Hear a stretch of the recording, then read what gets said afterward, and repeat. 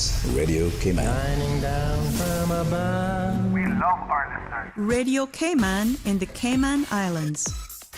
Talk Today is brought to you by Subway, open 24 hours in Countryside, Anderson Square in Georgetown, and Centennial Towers in West Bay. And by the Ministry of District Administration, Tourism and Transport. Explore your history, explore your land, explore your sister islands. MedLab in Smith Road Plaza, your complete medical laboratory solution. Call 949-7331. And Savannah Pharmacy in Countryside Shopping Village, convenient opening hours including Sundays and holidays. Radio Cayman's Talk Today, the Cayman Islands' foremost listeners' participation program. We ask our listeners to avoid statements or comments which are abusive, derogatory, malicious, or defamatory. Do not use any indecent language or make any statement which is false or misleading. Email talktoday@candw.ky or call 1-800-534-8255. Courtesy of Flow, Cayman's #1 network that connects you to your world like never before. Let your voice be heard. Once again, here's your host, Sterling Dwayne Ebanks.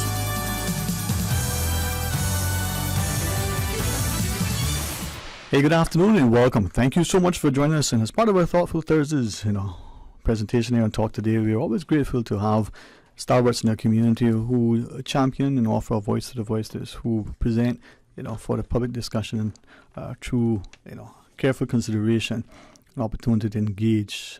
Honored to have attorneys at law. Yeah, that's the plural how we do it. J. Samuel Jackson. Thank you, my friend, for coming on board. I'm honored, man, to know. Thanks for having us. That you were able to bring along stalwart in her own right, Miss Selena Tibbetts. My lady, good afternoon. Thank you. Good afternoon. Thanks for having us. All right. You pull that mic close to you. You let your voice resonate within the halls of this arena, as it were, not just this padded studio. And before we sort of go in to our meet, Sammy, maybe you can help us set the stage, because I think I say this as I was walking this early morning in the crisp air of the Georgetown when it was just coming to life. There's a statue in town, amongst all that's there. Two, the frame of the catboat, but the statue celebrating our women. And the juxtaposition of them two, despite how close they are and how far apart. If you go on the right angle, you see in my mind the women and in the catboat. And I'm reminded of our history, that the iron men and wooden ships who travel, and then the women who... I was about to say the backbone of our country. You see that, and I'm not the creative type, I don't think at all, right? And to know that women have championed, continue to champion.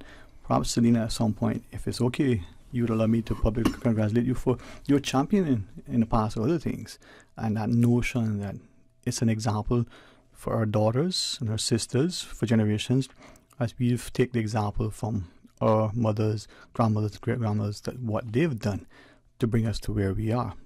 The women's right to vote in this country was not long after it was acquired in the U.S. Two very different societies, two very distinct sort of populace, but yet our women were forerunners, visionary, independent-minded. They were stalwarts. And that we should not take for granted. So if I could, thank you, Mom. Thank you. Thanks. No, I appreciate that. There's a lot of very talented, very knowledgeable women on this island who really deserve the credit that is due to them for what they do every day. Yeah. And indeed, we're hoping we can be joined by one other. Yes, indeed. But we'll leave that for later. Hopefully she can join us. Yeah, I hope she does, because I think it speaks to, as people know, or recognizing that for many it's not about coming to the fore to acknowledge or desire any kind of public accolades. It's about having that resolve, that sense of self, of what's important to stand in the gap. As I'm often reminded of the saying, if not now, when? If not me, who? If you don't stand in the gap is not going to be filled, right? And maybe your courage and tenacity might just inspire somebody else. For those who subscribe to the scriptures, my image of David and Goliath is, here's an ant versus an elephant, right? And yet we know the story how it went. But there are not enough Davids nor Daniels But thankfully they're Samis. So Mr. Jackson. And Selena's. Thank you.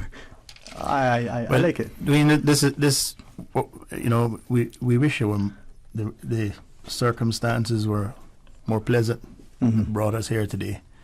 But we're here because we anticipate that we're about to embark on a fight for those members of our community who are most defenseless, simply because they don't have a voice. And those are pets, animals of all sorts, which we thought up until this point, the statutory framework of this country, the legislative framework of this country, protected from those who would do them evil and cause them suffering. We've had for a very long time an animals law, which has a very wide scope of provisions that protect the welfare of animals, protect animals from suffering. And it is quite easy to commit an offence, and rightly so, because most animals are defenceless, right? And they don't have the ability to go complain after the fact to the police. So we're driven here out of the need to represent them, because we are both, admitted animal lovers.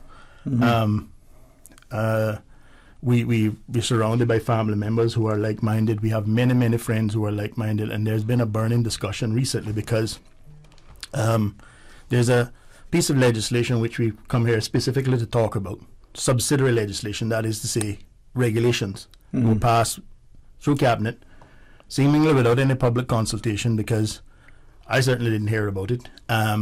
This seems to be par for the course these days. And because we hear lots of discussion with other legislative initiatives about extensive discussions with select Caymanians and stakeholders and all that stuff. But this not only didn't consult the people who are best placed to know all the things that we need to understand about animal welfare, but it flies in the face of everything that they've been doing and makes a mockery, right? And it's a crying shame, because we have now a piece of legislation that purports to make it an offence to feed animals at the threat of criminal prosecution. Selena pointed out to me a while ago that because the legislation itself doesn't actually provide for minor fines or ticketing, that you would think on the basis of proportionality that such an offence, if it ever were to be legitimate, would draw, in terms of punishment. But because of that, we're left to revert back to the primary legislation, which in this case is the National Conservation Law, which carries a blanket fine of $500,000 or 4 years in prison. $500,000 For feeding an animal. For feeding an animal. In the wild. That's what I made yesterday. So that's a fair bit of money. And that's just the tip of the iceberg. This is the craziest piece of legislation I've ever seen. It's very badly drafted because it includes some very vague provisions that I believe are crafted deliberately so to make them malleable, so that the experts and scientists amongst us can tell us what it means, thereby effectively giving us second-hand legislation.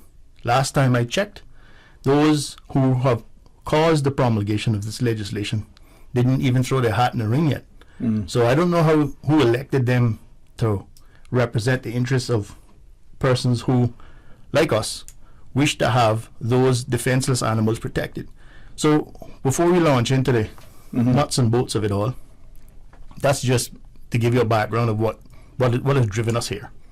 We have lots of other things we'd like to be doing. This is not pleasant for us, right? This has caused us and many folks that I know a lot of grief, because when you look at the face of the legislation itself, it doesn't readily present itself as what it's being proposed to do, which is, my understanding is, we have folks like Fred Burton on the radio talking about catcalling, which we have fought vigorously before.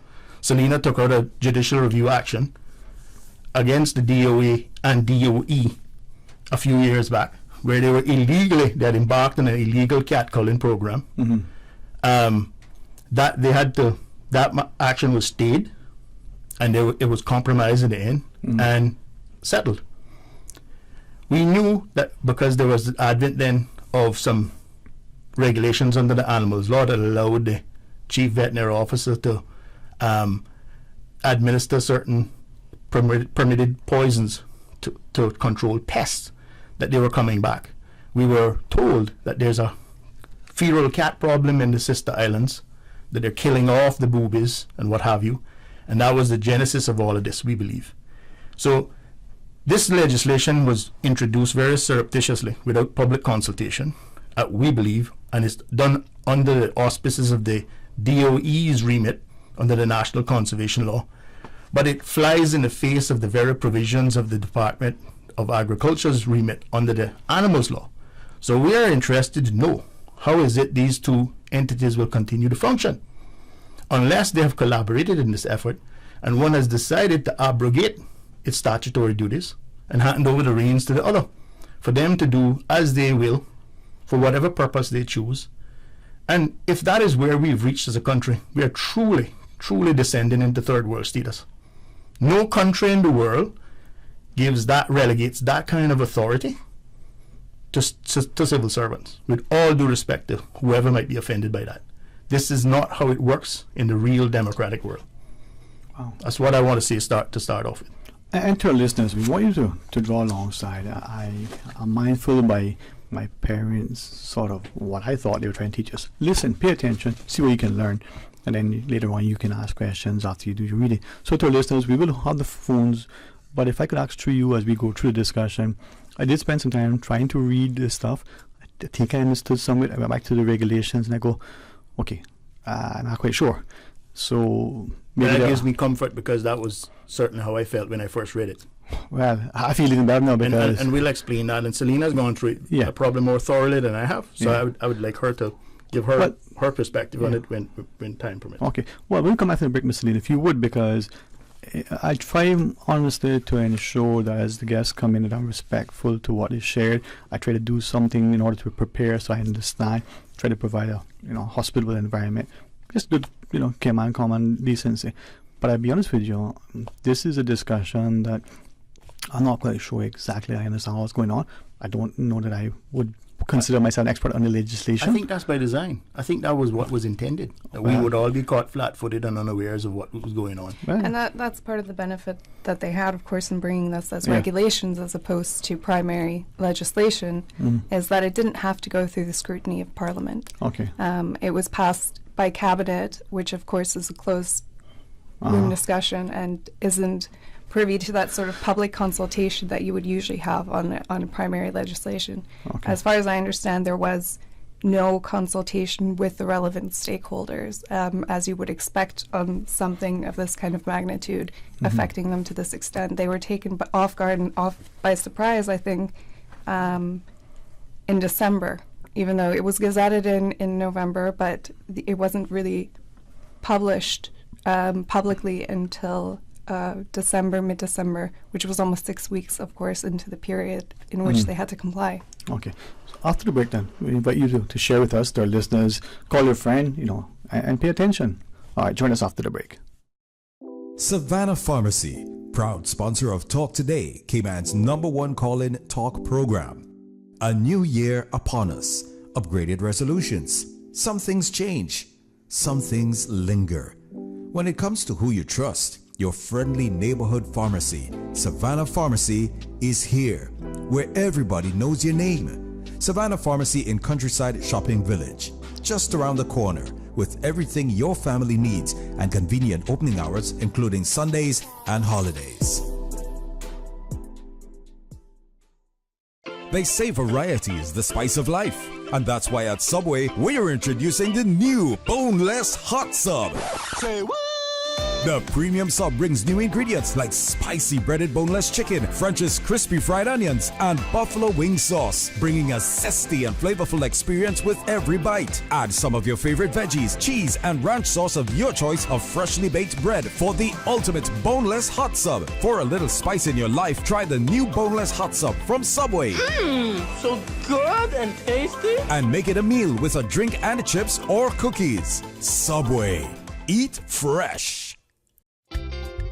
For medical lab services in Cayman, go straight to MedLab. For a full range of medical services, pleasant, clean and comfortable environment, no long lines and affordable fees, visit MedLab at the Smith Road Plaza. Open Monday to Friday, 8:30 a.m. to 5 p.m. and half day on Saturdays. Call 949-7331 to make your appointment. For medical lab services in Cayman, MedLab. The MedLab team would like to extend their congratulations to all of the Heroes Day awardees. Thank you for your service.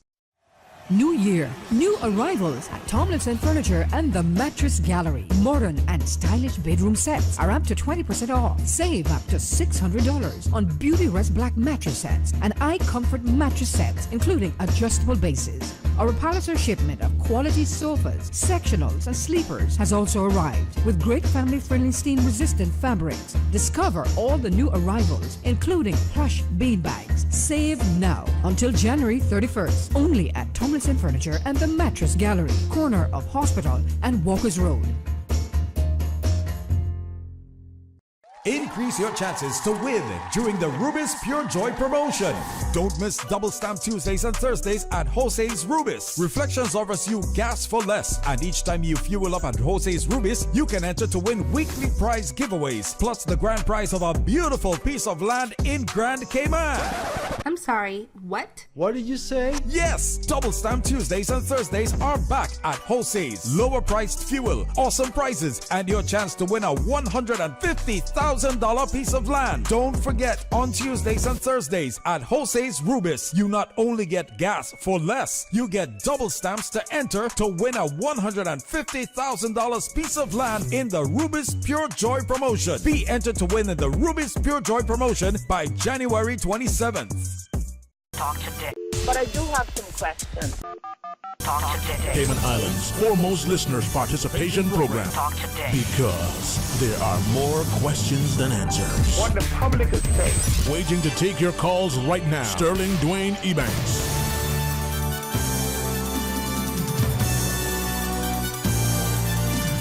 Hey, good afternoon and welcome. Thank you for joining us. I'm honored that we can provide, and I'll be guided by this, where I have the utmost respect for Radio Cayman, especially in this healthy democracy where we understand the history of ensuring that the creation of, national radio station is for the people, funded by us, and competently staffed. So having this platform to publicly speak to our audience, and with today's technology, that Caymanian student who's far off studying to the Caymanian retiree to, that long-term visitor who wants to know, we can access it.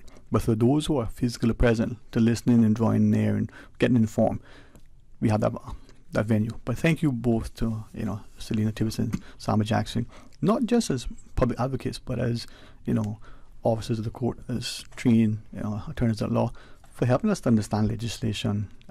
Ms. Selena, I sort of want to hear and learn and understand what is the problem and how is it and why is it, and I got my notes, man. Just teach me. Yeah, I think before we look at what this is, we need to go back a little bit and look at what has happened in Cayman.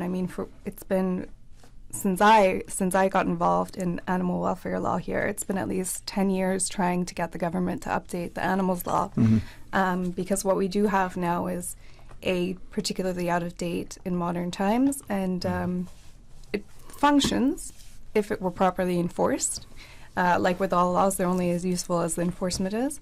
But we have been working for 10 years on speaking to politicians, speaking to ministers, I've offered my services for free for the last 10 years, trying to get the animals law updated to a point where we could have the charities who are doing the majority of the work in relation to animal welfare recognized properly as animal welfare officers, etc. We sat down with all the relevant stakeholder groups, all the charities. We sat down with legal draftsmen. As far as I'm aware, for the past 5 years, there's been a draft sitting at government that no politician seems to have any interest in moving forward. Of course, the problem with animals is they don't vote, right? They carry no vote when it comes to politics. Their owners vote, though. Well, that's it, exactly, and that's what I want to reinforce to people is animals might not vote, but you do, and that's why your vote and your voice really does matter when you go to those polls. And the problem is every 4 years you get every politician saying, "Oh no, of course I'm going to advance animal welfare laws," which never seems to happen, because once they get into office, then apparently we have more important things to deal with, such as ganja and gambling. But so that's sort of a little bit of the history. As Sammy sort of averted to earlier, there was a judicial review taken out a couple of years ago against the Department of Agriculture and Department of Environment, who were conducting, at the time, an unlawful cat cull in Little Cayman. And that was eventually conceded by the DOA and the DOE, and they settled that with the claimant.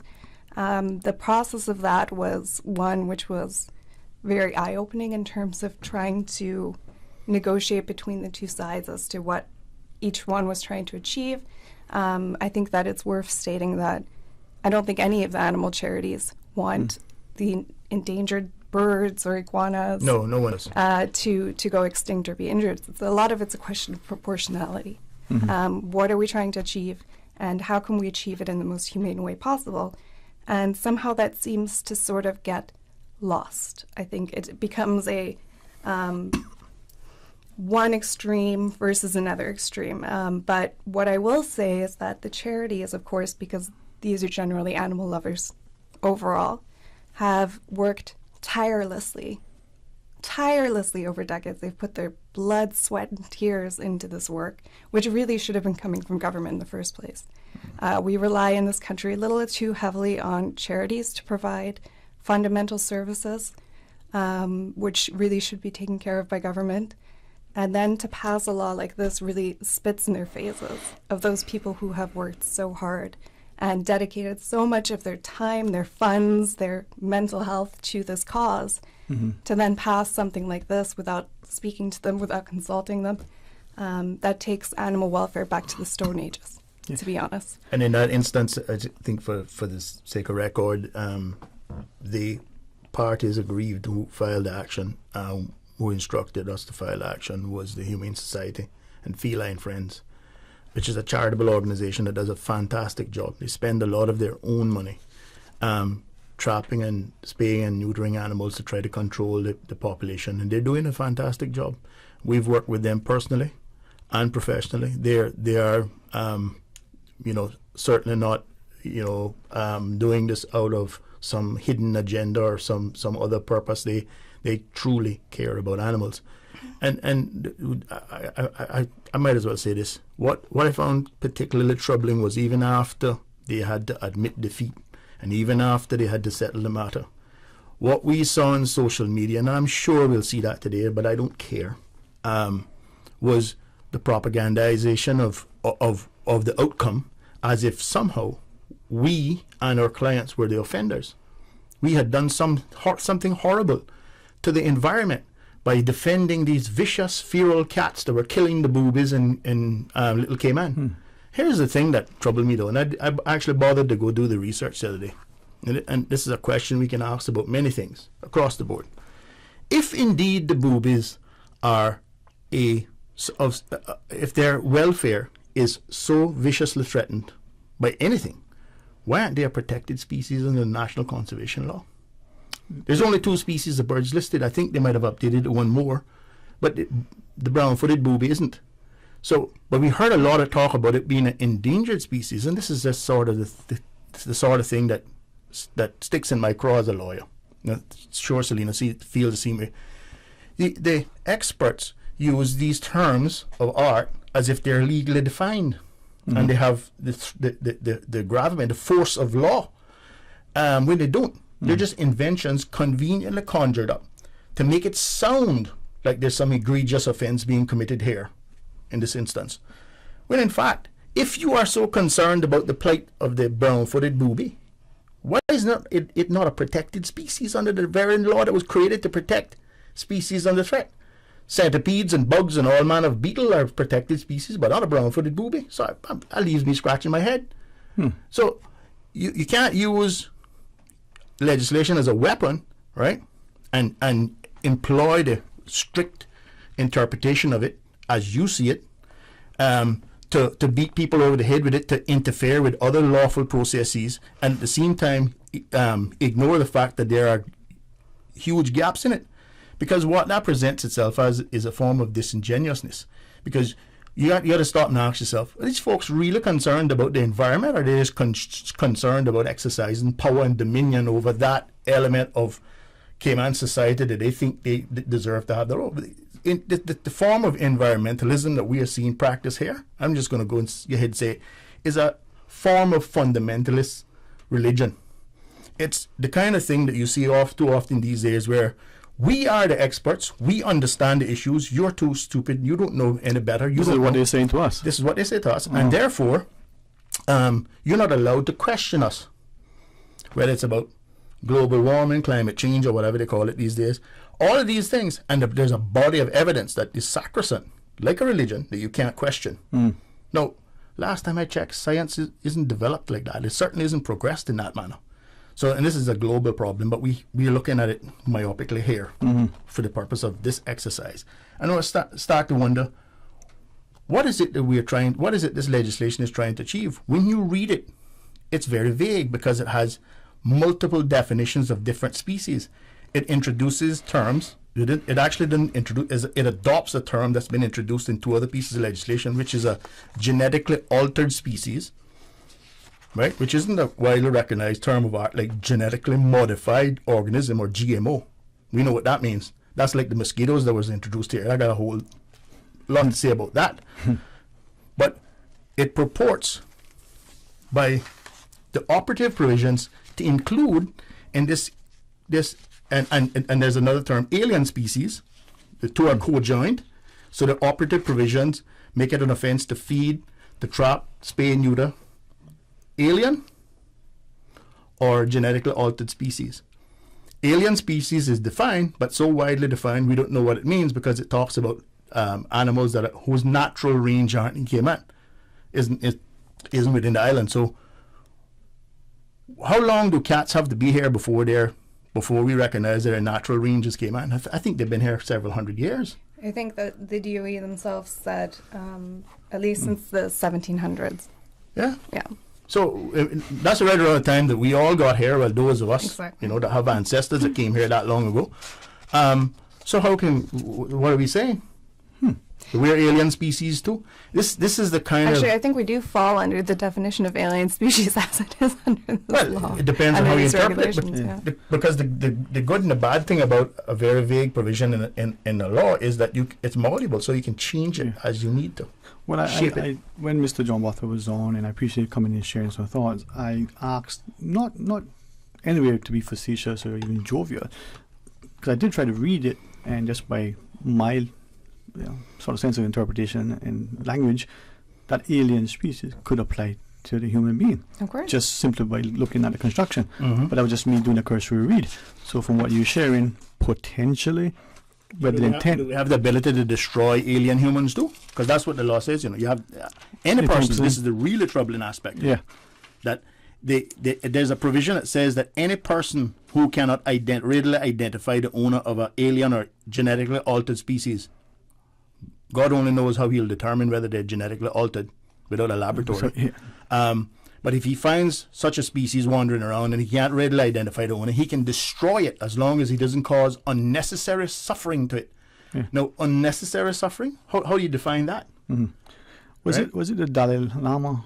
Was it Gandhi? Dalai Lama said, you want to tell me how good a society is, look at how it treats. That was Mahatma Gandhi. Gandhi. Yeah, I'm paraphrasing. He said, if you can judge a society by how it treats its animals. I mean, we're in a. This is. I think of all the things in this law that really bother me and that really concern me on not just a moral but a ethical and a constitutional level as an attorney, is that these regulations, which is a secondary piece of legislation, purports to induce crimes against animals. Under the Animals Act. And you cannot tell me that there's anything rational, reasonable, or proportionate about allowing any person in public to do anything they want to any animal with the excuse of, oh, well, I didn't know it had an owner. We know, and this is also science, we know that there is a link between people who harm animals that have psychotic traits and that end up harming human beings. And we're now encouraging those type of people and giving them immunity to do the types of things that people who have very often been found to become criminally insane in their future as adults do to animals. Now, how on earth any legislation can say, okay, well, you can kill any animal you want if you think that it's in the wild and it's not owned. I don't know how people are going to be able to tell whether or not animals are owned or not. They certainly don't run around with microchip readers to check the cats or the dogs. And this is the other thing. We talk a lot about cats, but this applies to dogs as much as it does to cats. And cows. Any animal, really. I mean, no matter where you stand on whether or not a cull is necessary, right, to protect endangered animals, I think nobody could argue that it is reasonable to allow the general public to take these kinds of matters into their own hands and begin killing animals. If you're going to do a cull at all, then it needs to be very well organized, but using the most humane methods possible and government supervised. It certainly cannot be a free-for-all with every Tom, Dick, and Harry running around killing animals on the streets. I mean, it was bad enough with the iguana cull. We had tourists here seeing iguanas being banged against the sidewalk to death which, by the way, was also entirely illegal, the iguana cull. That's an actual case. People tell us that. They were mortified. If people knew that any person were allowed to go around in the Cayman Islands killing animals with immunity under this law purportedly, what on earth would the international community think of us? But Selena touched on something I want to address, because we started looking at the philosophical background, the intent of this legislation, etc. But if we really put it under the microscope and examine it sort of constitutionally, right, to see whether it could stand up to the scrutiny of a court, because we think this will probably end up there. We believe it would not withstand such scrutiny. Here's why. This is secondary legislation, subsidiary legislation, passed through cabinet. Selena addressed that earlier. What that means is it's second-tier legislation. It is subject to any other principal legislation. And we have, like I said earlier, very wide provisions, strong provisions, albeit not with a $500,000 fine, sadly, for cruelty to animals under the Animals Act. So I wanted to just say this, for whatever it's worth, to warn those who believe that they can avail themselves of these provisions, that insofar as anything they do under this legislation, this subsidiary legislation, including a cat cull, that causes cruelty, not, unnecessary cruelty as defined by the Animals Act, they commit a criminal offense under the Animals Act, because passing subsidiary legislation cannot absolve you of criminality under existing principal legislation. How does that work? Well, guess what? We all have the ability. Those of us who have law degrees actually have the ability to bring private prosecutions. I can tell you for a fact that I have personally written to the Director of Agriculture in an instance where we had a neighbor killing our cats, and he was being ably assisted by the DOA. I had to write a letter, an official letter, where I said that if this continued, that I would be forced to seek the necessary permission to bring a private prosecution against the very department that is statutorily charged with protecting the welfare of animals. You imagine the embarrassment that would be for government. Needless to say, that whole enterprise dried up instantly. Right? But I'm here to say, on the point I was making earlier, if any of those folks who are going around championing this bill as their cat culling authority, they need to be cognizant of the fact that there's still active criminality, right? Criminal culpability under the Animals Act. And indeed the Penal Code. And under the Penal Code for theft. Because guess what? If you look in the section of the Penal Code that defines what theft is basically the appropriation of somebody else's property with the intent to permanently deprive, right? And it has a provision, I have it here, I can read it if necessary, that says wild animals can be owned by someone if they're being reduced into the possession. And that's a pretty wide thing. Yeah. So this idea that if somebody's cat that they keep outdoors in their yard wanders off into the neighbor's yard, and that instantly means the ownership of that animal ends, they're in for a rude awakening. If they take that cat, they commit the offense of theft, and if they kill the cat, they commit the offense of animal cruelty under the Animals Act. And there's nothing that in this legislation that would protect them. Okay, so just for clarity, the individual or entity, that would be whether you're a civil servant, whether you're employed within the police, the DOE, DEH, any government department, private sector, unemployed. It doesn't matter who. There's no, you don't get a jail free card. If you do this, no matter who you are, your title, your position, your pay, you're subject to the same level of sanction.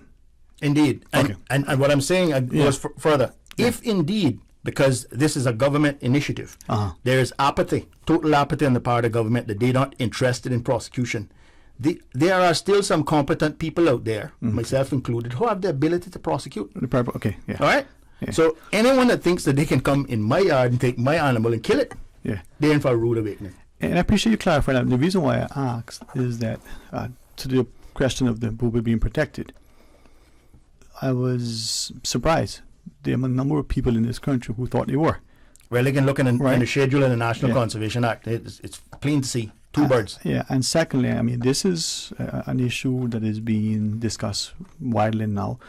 But there are individuals. Just this morning alone, I just reached out to a couple and I say, I just want to know, who are of the view, as you just shared, that, if this is being done by the Department of Environment or Department of Agriculture or whichever, that it's okay because they're okay to do that. But you know, even with that, sorry if I may. No, yes, please. The devil is in the detail with that kind of thing because we, as insofar as Sammy said, when you have terms, even say let's say for a second that it's lawful for the DOE or the DOA to conduct culls for the sake of controlling alien species and cat populations, for example.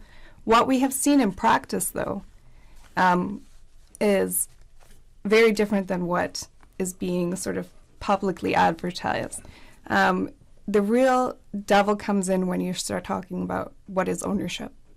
I myself personally received calls from people in Cayman Bracken, Little Cayman, who were absolutely in tears and extremely upset because someone from the DOA back then had come to their house and had said, "You're feeding these." It was someone who obviously, had a group of, I believe they were all spayed and neutered, from what I understood from the conversation, and microchipped.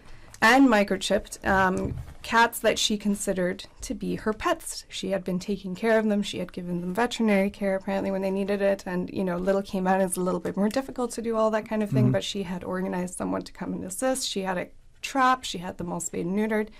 Apparently, when she called me, she was in tears because someone from the DOA, I'm not sure exactly, believe she said it was the veterinary officer, had come and said, unless you can pick up get the cats to come here right now while I'm here, show me that you can handle them in front of me, and we can scan them ourselves. Even if they're microchipped, we will cull them. That is the conversation that, as far as I understood, what she had. Yeah. So, of course, that is a very upsetting thing because they were all told, we're going to create a register, get your cats microchipped, we'll help you with everything. We're not in the business of culling, or trying to kill pets. Yeah. But then in practice, it comes down to these details. And when you don't define things properly, like ownership, that leaves space for people to abuse terms like that. And when you're one little old lady on a tiny island, what are you going to do when the veterinary officer, government official is saying to you, this is my decision, has nothing to do with you? Not everyone can go and take out a legal action. And the timeliness of it as well, not just the cost. But the reason why I want to ask, because in speaking to people, they didn't think that, as I understood the legislation, now you taught me to look at this piece of legislation, look at this other piece, see how they fit together. More people in this country actually need to read laws. You don't need to be a lawyer to read and understand law, You just need to be willing to do it, right? Yeah. And they were of the view that, if the guy from government, wherever department comes and says, then that's okay because it's them. It's not, this applies to the guy in the street who's coming and being cruel. They're doing it. And then I asked her, to your point, I have a loving cat. and it's so obedient. Every time I call the cat, it comes to run like my dog. No.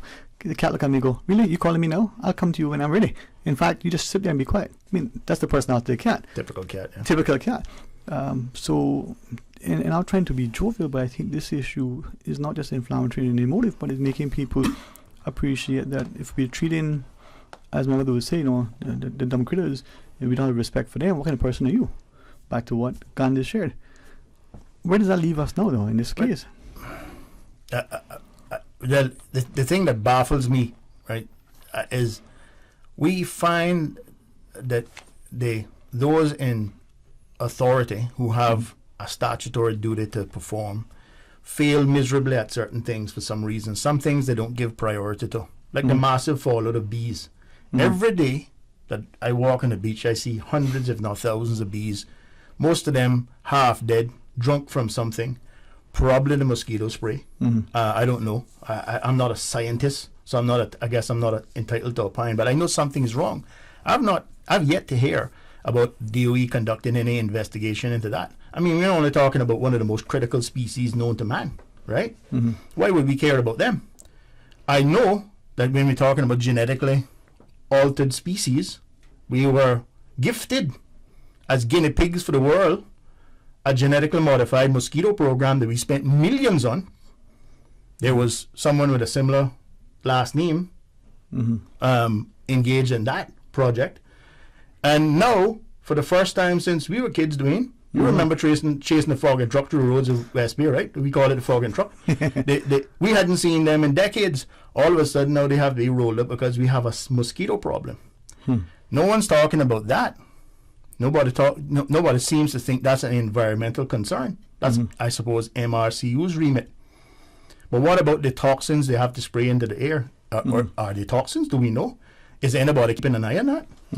I think it goes even further than that, because there is actually a direct correlation between the mosquitoes and wild bird populations, and this is something that somehow doesn't get mentioned all the time. But one of the leading causes of death in birds and wild bird species is actually avian malaria, which is carried by the exact mosquito which we decided to release here, which is now genetically altered and is robust.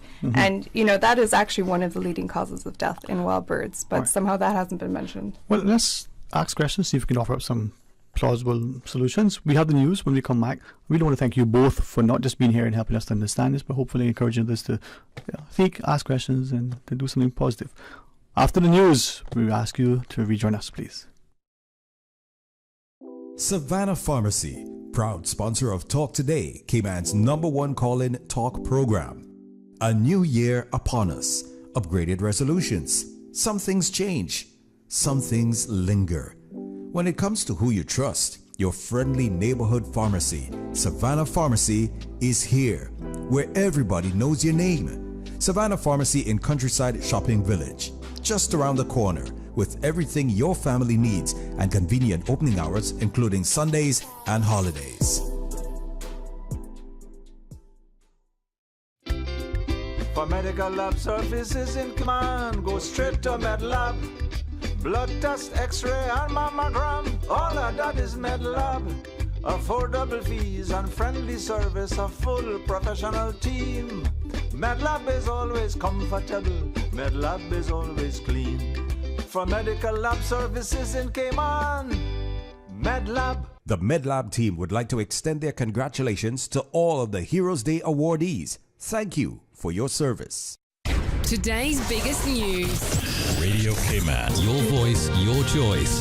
Local, regional, international. This is Headlines from Radio Cayman's newsroom. Today's biggest news. With your latest headlines, I'm Felicia Rankin-Solins. The 2023 Cayman Arts Festival is next week. For more information, a schedule of all the performances, or to purchase tickets, visit caymansartsfestival.com or the Cayman Arts Festival Facebook page or Instagram pages. Tickets for each event are $30 US for adults and $10 US for students. In international news, there is an asteroid about to pass by Earth in the coming hours.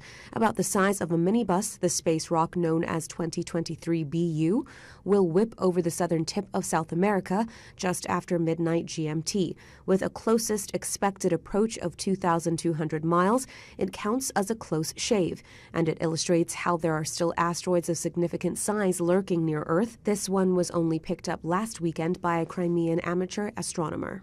On the day a 6-year-old pupil shot and wounded his teacher in the U.S. state of Virginia, school leaders were warned 3 times that the boy might have a gun, a lawyer for the teacher said. This included a request to search the boy and a report from another child who said the boy had shown him a gun. The teacher, Abigail Zwerner, is recovering after being released from hospital last week. In the fallout, the school's superintendent has now lost his job. These are your headlines. I'm Felicia Rankin-Zollins. For the latest in news and information, follow Radio Cayman on social media, Facebook, Instagram, Twitter. Download the Radio Cayman app or log on to our website, radiocayman.gov.ky. Radio Cayman is pleased to feature this special Sister Islands historical vignette brought to you by the Ministry of District Administration and Lands. Explore your history, explore your land, explore your Sister Islands.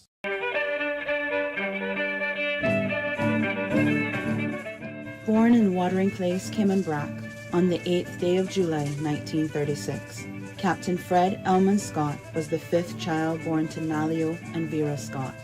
Not only did Captain Scott work the seas for over 52 years, but he was mathematically inclined.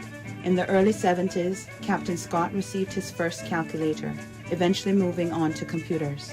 After retiring from sea, Captain Scott used his knowledge of navigation, his love for mathematics, and general knowledge to write various computer programs that would impact the lives of the people of the Cayman Islands, such as payroll calculation and a program that could tell the depths at any point of the Georgetown Harbor, which would allow him to give any ship in port the coordinates to drop anchor.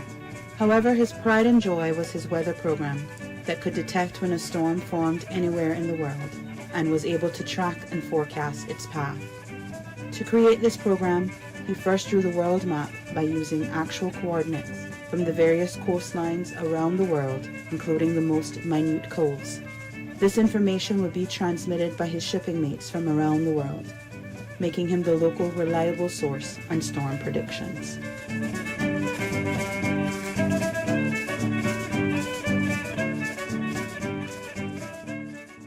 Radio Cayman is pleased to feature this special Sister Islands historical vignette brought to you by the Ministry of District Administration and Lands. Explore your history, explore your land, explore your Sister Islands. Explore your history, explore your land, explore your Sister Islands, the ultimate staycation experience. Your culture, your freedom, the land that time forgot isn't gone. It's your Sister Islands. Discover all that our Sister Islands have to offer. The record. For information that matters to you, the people. Hear from the government, the opposition, independents, and other experts on issues and solutions that affect you. For the record. Every Monday, Wednesday, and Friday, tune into 89.9 and 93.9 FM for Cayman's Straight Talk Morning Show. For the record. I invite you to join me for the record. You are invited to be a part of this interesting and informative show. Embrace the opportunity to dialogue with your legislators, policymakers, and those charged with policy implementation. For the record. Brought to you by Coca-Cola. Available across the Cayman Islands from Tortuga Distributors. Accept no substitutes. Taste the feeling with Coca-Cola. Talk today. But I do have some questions. Talk today. Cayman Islands' foremost listeners participation program. Talk today. Because there are more questions than answers. What the public is saying. Waiting to take your calls right now. Sterling Dwayne Ebanks.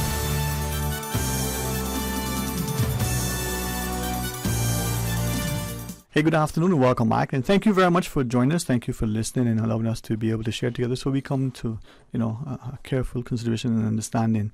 Attorneys at law, James Samuel Jackson and Ms. Selena Tibbetts. Thanks both of you for taking time out. If you send us a bill for your time, we'll pay you in chocolate. How about that? To our listeners, the phone lines are open, 949-8037, 949-6990, plus 1-800-534-8255, and then WhatsApp, 925-3261. We do have a caller. Hello, good afternoon and welcome. Thank you for sharing. Good afternoon, Sterling Green. Good afternoon, Mr. Mickel, sir. How are you? Just fine, thank you. Good afternoon, Mr. Jackson and Miss Tibbetts, is it? Yes, sir. Yes, good afternoon. Wonderful to hear you on there. I'm very, very thankful that you both came on there, especially you, Mr. Jackson. The Savannah Jackson, it's the same family. And the Jackson, they're known as the cat people. We all know that. All came on. I didn't know that. That's good to know. Yes, the foreigners here who have instituted all this stuff here. I believe if I might be incorrect, and I apologize for it, but I think this is also the 40th year since we agreed to that CITES convention thing that ended or only ever truly Caymanian business, turtle farming and so forth. As it is now, it's a wonderful thing, but it's mostly like a zoo now with a small bit of the turtles being just for our consumption, Caymanians here. But we used to export the turtle meat and the turtle oil, and we're involved in helping to build it. 50-odd years ago, the pipelines, the pumps, putting in the big diesel engines and all that, I helped. That's for another time. Yes, sir. I've never agreed with that. The cat thing, I am appalled and shocked at the silence of our elected parliament. I work for government, so I'm very careful of what I'm going to say. I really am. Because, as you said, cats have been a part of our history, and they're here for a long, long time. I know the Jacksons, as I have it in my records, because they're very close to my mother's family, the Eden's family. My mother's grandmother, her mother's maternal grandmother, mother's mother was a Jackson. And the first one, James Shearer Jackson, John Shearer, as I had it, came here in 1760. That's a long, long time ago from Cumberland, England. That's what I have. I don't know what you have. Yeah, John Shearer. The cats have been with us. We never had any problems with it. We had people who had as many as 40 or 50 cats. It wasn't any problem whatsoever with any one. No one thought about cats killing birds. The occasional white-winged dove, they'd catch them if they were very alert. Sometimes I feed birds. I have many, many white-winged doves that I feed, and I have all cats, as everyone knows, my wife and I. And I intend to continue feeding my cats. They've been spayed and neutered, and the Humane Society would then the folks will bring them back to me and have them here because they're safe. They don't leave around here for maybe 100 feet. That's it. And they're content. They're well fed. They're well fed, and they're going to stay around here, and they provide us with hours and hours and years of happiness. Happiness. They are, and they have. And as people know, they're very smart animals, the cats are very smart. I won't go into all this. What I've wondered and about this, and you said a very important thing. Is there any proof that the boomy bird is on the verge of becoming extinct, or is it endangered? No, it's not internationally recognized as an endangered species. Right. As far as our research shows, it's certainly not in the schedule to the National Conservation Act that labels that specifies what protected species. So we don't know why, but we see a lot of propaganda. There's actually someone just messaged me to show me that the DOE has posted something of a carcass of a booby, I think, which shows the puncture wounds of cat teeth in its neck, and we've seen that. We've been through. Selena and I attended the Animal Welfare Committee meeting right around the time that she was fighting with the DOE and DOA on that judicial review we referred to earlier, and we saw the Animal Welfare Committee consider right? And this was made up of a wide cross-section. Selena can tell you better than me who they were. A wide cross-section of the Caymanian community. And they considered the representations by the DOA and DOE, who were saying very boldly that the cats, the feral cats in the sister islands, were a viable threat to the booby community. And despite that, when the Humane Society and Feline Friends made their presentation, the Welfare Committee ultimately decided to support a trap, neuter, and spay program, because that is recognized around the globe in all sensible, reasonable countries that I know of as the most effective way to control the cat population. And that's what we have been doing. And this legislation not only prohibits that, which, as I said earlier, flies in the face of all the efforts of folks like Feline Friends and PAWS and all the other animal organizations and folks like yourself, right, who take the time and money and all that to take care of animals that no one seems to care about. That flies in the face of all our efforts and tells us that they're going to criminalize us for doing the right and humane and decent human thing we could do as a human being. And that's shameful. If we've descended to that level, I don't know what to say, on the premise that there's a species that isn't even protected by law that's being threatened. Yeah. I think while you're on that sort of topic, what the caller said just now is something that I've been meaning to mention, because I listened with some interest to Fred Burton's speech on Gold FM because it was recorded. I listened to it this morning.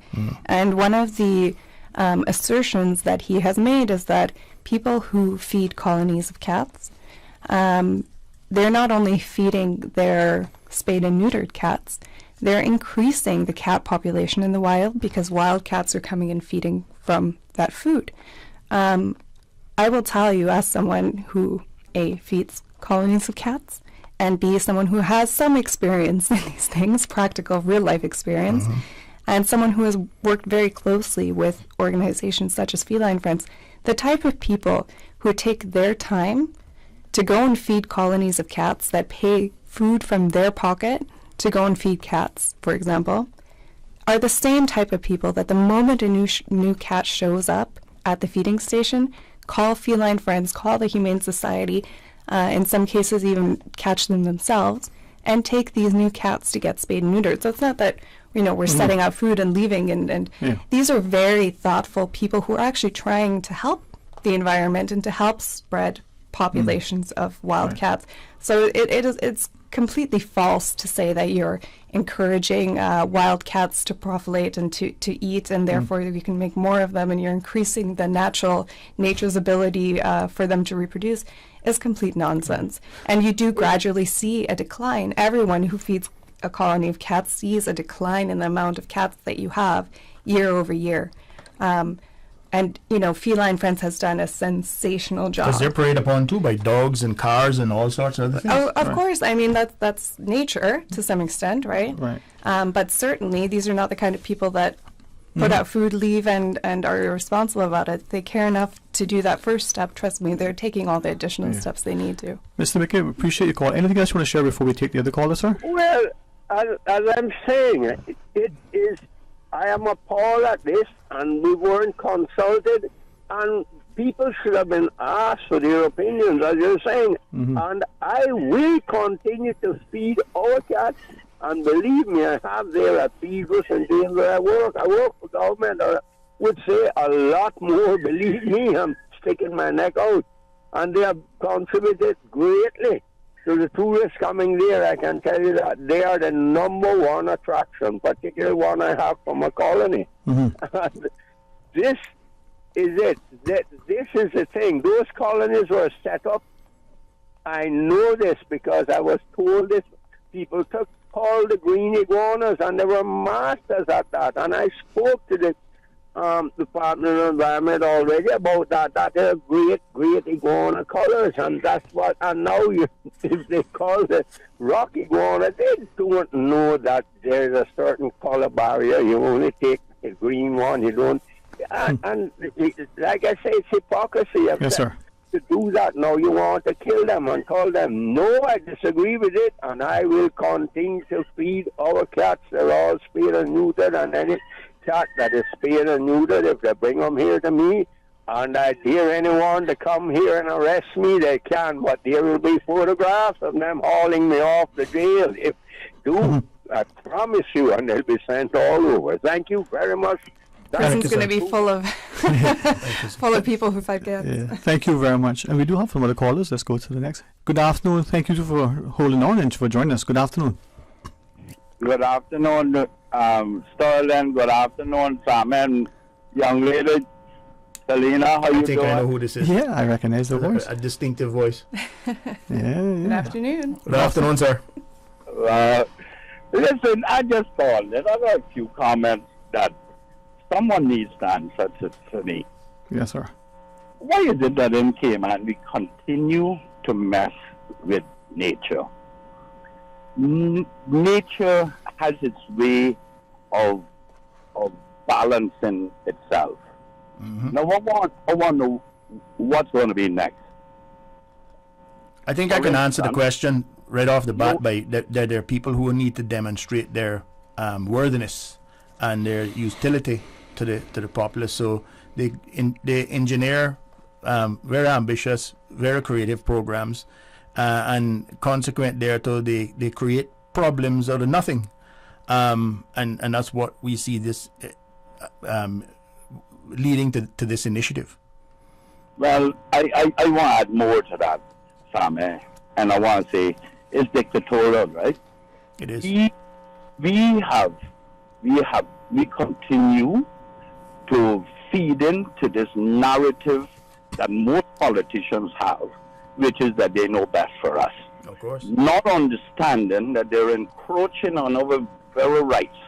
Now, as I show you how this dictatorship that they have in their mind is affecting us. Let me ask them now. Turtles hatching on the beach is one of the most important things, according to the OE and others, that can happen in this country. You got to put up lights now for planning and whatnot. Turtle-friendly lighting, they call it. No. They Which is also good. say the survival rate of over 300-400 eggs by each turtle is maybe 10%. Right? They go and kill sharks now too, the predatory fish that eat them to our. Yeah, it's a slippery slope. I think that's what you're getting at. Where does it stop, and where do you stop playing God? Well, that's it. That's exactly it. We have the conceit to think that we know best. When I say we, I use the term loosely, not applied to present company. Them, yeah. To them, yeah. Now, I grew up in East End. I buck my toenail out in East End for those who don't know. Okay? Now, I grew up with my parents feeding wildcats, in the backyard. Now, I got a few in my backyard too that me and my family feed. I hope they're not coming there now. I hope not. No, I don't know where the cats are for the neighbors or what, but they come every morning and every evening and get their food. I tried getting them neutered by call one of those places. They didn't return my call yet, so I know I ain't going to pay for it. So that's that. Now, Sammy, I will show you another, and this country. These people, the civil service and the political directorate, and the governor is included in that too. They will impose things upon this country without any statistical data to prove that it is needed. For instance, we see the most recent gambling law, the amendment. This is where this dictatorship of we know best comes in. The gambling law, they want to change that, put the fines up to about 50,000, 10,000, whatever. And then they changed the drinking limit to 0.7 from 0.1. Now, I ain't advocating one or the other for this. But they changed it, and they not as my understanding, has not been one accident in this country that was fatal accident caused by alcohol drinking that was below 0.1. But they decide what they want to do in this country, and we have allowed people to do it. And those of us who get up and stand up and speak, like you, Sameh, Selena, you, Ezra, myself, we are ostracized. And I keep saying, Sameh, that our problem in this country is that we're too sympathetic to murder. Unless it is within our family, it doesn't affect us until the day comes that it gets to our doorstep. Correct. Until Caymanians recognize what they're doing and what people are doing to them, we're not going to get any better. Yep. Just last night, I spent the entire night awake and part of the morning doing research for a law student. People are not interested in the day-to-day running of their country and what is happening to them until it gets on their doorstep. People need to be more conscious of what is going on in their own country, you know. Yeah, and on that topic, what makes me particularly angry about this too is that most of these people who sit in this cabinet who have passed this particular set of regulations, they ran on the principle of openness, of transparency. And what irks me the most is I assisted some of them. And yet what I see coming through cabinet is becoming more and more secretive. There's less and less consultation. And quite frankly, I'm shocked to think that a bunch of members of parliament and cabinet, or in this case cabinet, we can't even blame the opposition for this because they had absolutely nothing to do with this, would pass something like this that goes so far as to say, okay, the general public can start killing animals, and these animal charities who now do trap, neuter, and release and feed these poor, innocent wild animals, we're going to put them out of business. To me, it seems like something that has an ill intent or malice behind it. And for whatever reason it was brought, it seems like more of a punishment than it is, it's more of a sword than it is a shield. And to think that cabinet, to have the arrogance to pass something like this without any public consultation, and so secretively, and then just before Christmas, is outrageous. And quite frankly, I'm so disappointed in every single one of those cabinet members. I agree entirely, and I understand that. Well, the other thing is, you're talking about consultation, Selena. Yesterday morning, I listened to a young lady, veterinarian doctor, her daughter, I think she was. Yeah. And I felt so sorry for that young lady because 7 years of in school, becoming a professional in that field, and she was saying that she wasn't, as far as she knows, no veterinarian for consultant. But here we have a young little lady who spent 7 years of her life to do that, come back to this country, and nobody recognizes them. They know what is best in cabinet, you see. It's not typical, though. I mean, we see that across the board with so many things. We don't take care of our own, and when we become apathetic to the things that identify us as a nation, all those things that we like to conveniently brand about as Caymankind or whatever we call it these days, right? We've lost our way, and the fact that we don't have an active animal welfare committee, right, which is set up under the animals law. As far as we know, there's no extant board, certainly not a functional one. Why wasn't there some public consultation undertaken by them with all the other stakeholders, like the charitable organizations that engage in these programs? Why is it that government has taken this completely blinkered, focused legislative initiative and just rubber stamped it into existence without thinking about the constitutional and legal consequences? What could provoke a cabinet to do that, right? And I was going to say, I understand from I'm reliably informed that there is at least 2 cabinet members who we know is present at the meeting because we have the attendance paper, right? That's denies knowledge of the existence of this legislation. So we gotta wonder what's their excuse. Were they asleep at the wheel at the table or what?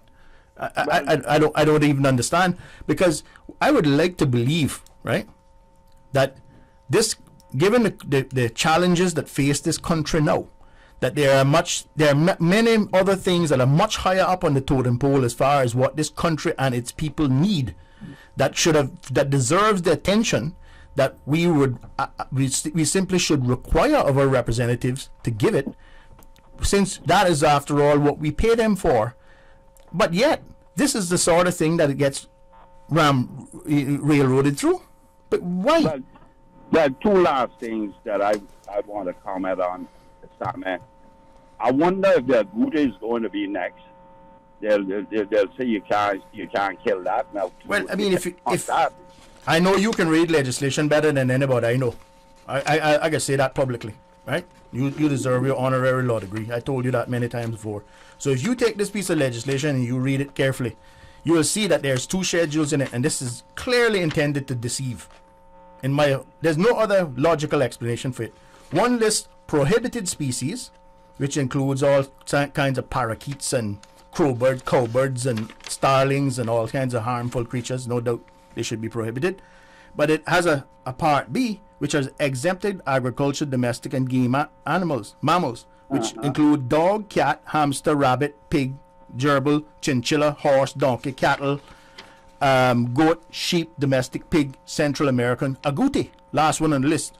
So if you just were to jump ahead and look at the schedules, think, oh great, they aren't prohibited animals, so they should be they're not under threat.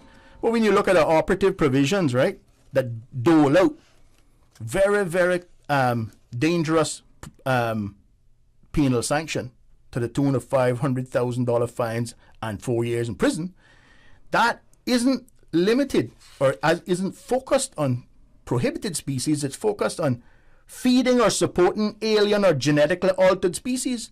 No, we don't even have genetically altered defined as a term. And if it means the same thing as GMO, how ardent could you or I know what is genetically altered, unless they got two heads or something like that makes it obvious? Yeah. How could you determine whether, I have the right to destroy this animal now? Arden's two-headed cow that came across my fence over here, right? Forget about all the other implications that I don't know if you heard what I spoke to earlier about the implications vis-a-vis the separate and overriding criminal sanction under the animals law.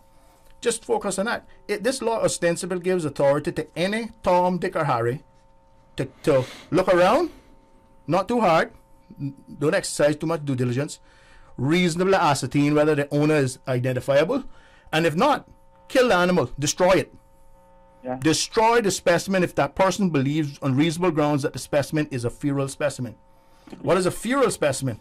Now that's an interesting thing.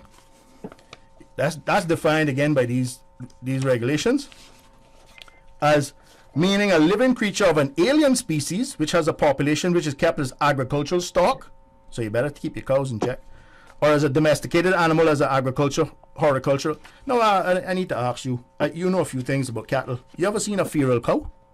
No. Somebody wants to. I'm pretty sure there's one around. My mother grew up in the Brack, so she used to talk about being chased by Captain Clyde's bull. That's a Cameron Brack thing, apparently. But other than that, out of the containment, and then are they going to be considered feral? Do we have a feral? Do we have a feral cow problem or feral? What is the problem we're fighting here? You know what this is all about? This is about prohibiting all of the positive action that these folks who have come together, worked diligently to achieve, who dared to challenge the scientists, right, in court. This is about punishing them by shutting down their operations to cause the proliferation or explosion of the cat population, and to make them feral, because if you don't feed them, they got, for sure, nature being what it is, and humans become feral when you don't feed them too, you know. Mm-hmm. The government better take note of that.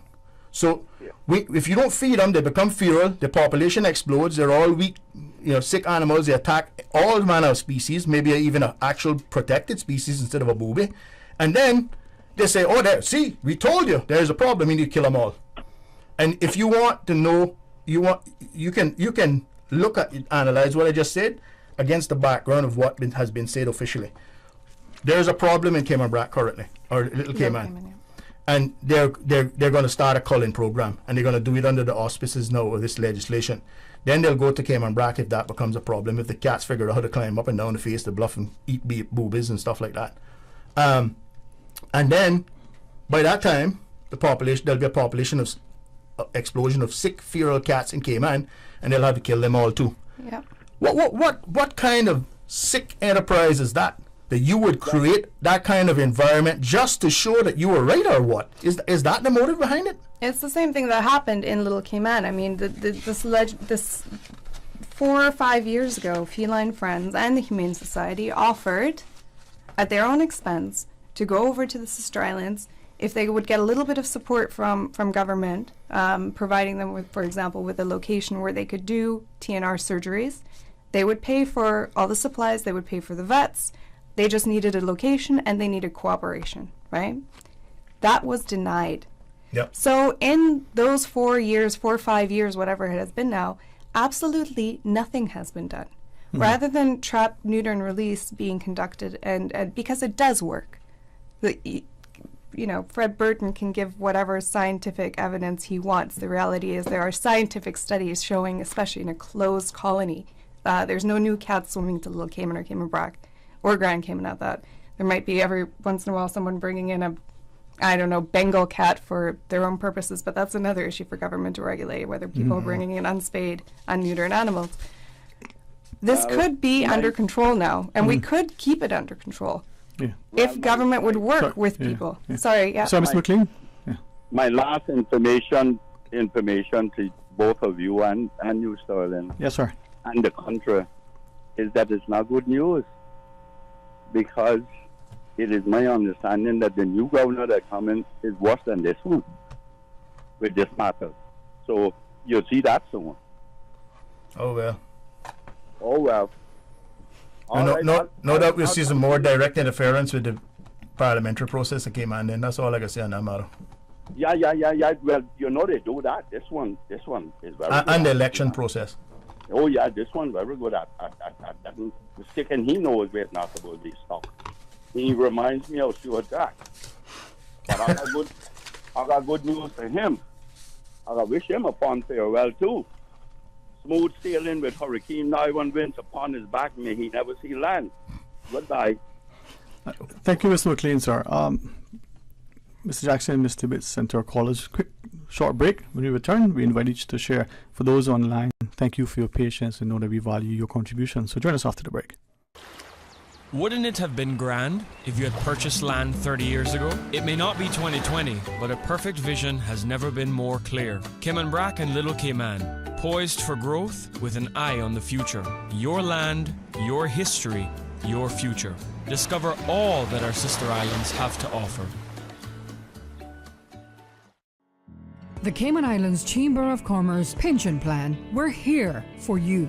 The Chamber Pension Plan is asking for all members to ensure their member details and contact information is correct and up to date. To review and update member details, simply visit chamberpension.ky. Log into your account and provide the necessary information for your personal profile and for your beneficiaries. For assistance in updating member details, call us at 745-7630 or email admin@pensions.ky. The Cayman Islands Chamber of Commerce Pension Plan.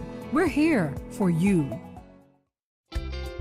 For medical lab services in Cayman, go straight to MedLab. For a full range of medical services, pleasant, clean and comfortable environment, no long lines and affordable fees, visit MedLab at the Smith Road Plaza. Open Monday to Friday, 8:30 a.m. to 5 p.m. and half day on Saturdays. Call 949-7331 to make your appointments. For medical lab services in Cayman, MedLab. The MedLab team would like to extend their congratulations to all of the Heroes Day awardees. Thank you for your service. New year, new arrivals at Tomlinson Furniture and the Mattress Gallery. Modern and stylish bedroom sets are up to 20% off. Save up to $600 on Beauty Rest Black mattress sets and iComfort mattress sets, including adjustable bases. Our Palliser shipment of quality sofas, sectionals, and sleepers has also arrived with great family-friendly steam-resistant fabrics. Discover all the new arrivals, including plush beanbags. Save now until January 31st, only at Tomlinson Furniture and the Mattress Gallery, corner of Hospital and Walkers Road. Did you know that ValueMed Pharmacy has a free online prescription service? Managing your health and medical requirements has never been easier with ValueMed. Simply visit value-medpharmacy.com. That's VALU-medpharmacy.com and click the Refill Prescriptions tab on our website. Fill in the information for new prescriptions or refills and choose your preferred pickup location. ValueMed on Walkers Road or Town. Then bring in your original prescription from your doctor when picking up. There's no need to stand in line and wait for your prescription. Save time and pick up prescriptions at your convenience by visiting value-medpharmacy.com. That's VALU-medpharmacy.com. The Lions Club of Grand Cayman's 50th Annual Golf Tournament, Friday, February 10th at the North Sound Golf Club. Players and sponsors take the day off and enjoy the beautiful weather. And you know that this fundraiser will support the Lions Club of Grand Cayman's Community Services. Email Michael Havlin at president@lionsclubgcm.ky. It's happening Friday, February 10th. The Lions Club of Grand Cayman's 50th Annual Golf Tournament. Cayman Arts Festival 2023, from New York to London, landing in Cayman. 8 landmark events. Global music on the island's stage. On Saturday, February 4th, 7 p.m. at the Westin Hotel Ballroom. The Cabaret Concert with John Webber, Natalie Douglas, Gabrielle Stravelli, and Pat O'Leary. Tickets are available at www.caymanartsfestival.com. For more information, call 922-5550 or email inquiries@caymanartsfestival.com. The Cabaret Concert, Saturday, February 4th, 7 p.m. at the Westin Hotel Ballroom. Talk today. But I do have some questions. Talk today. Cayman Islands' foremost listeners' participation program. Talk today. Because there are more questions than answers. What the public is saying. Waging to take your calls right now. Sterling Dwayne Ebanks.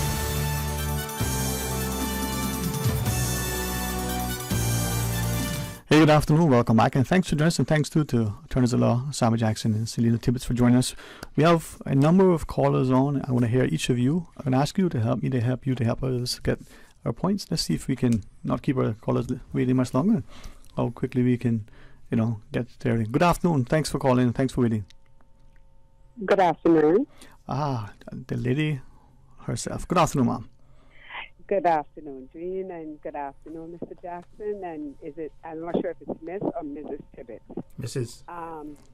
I have been listening, and before I say what I'm about to say, please, I don't want anyone to think that I would be encouraging animal cruelty in any way, okay?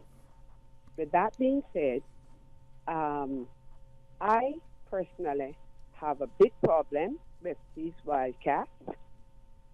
They come up on my porch, they're up on my car, they're tearing up my screens, they're leaving their feces in my yard, they run out of the bush into my yard to do that, and then they do the same thing on my porch, and I have no idea how they got here.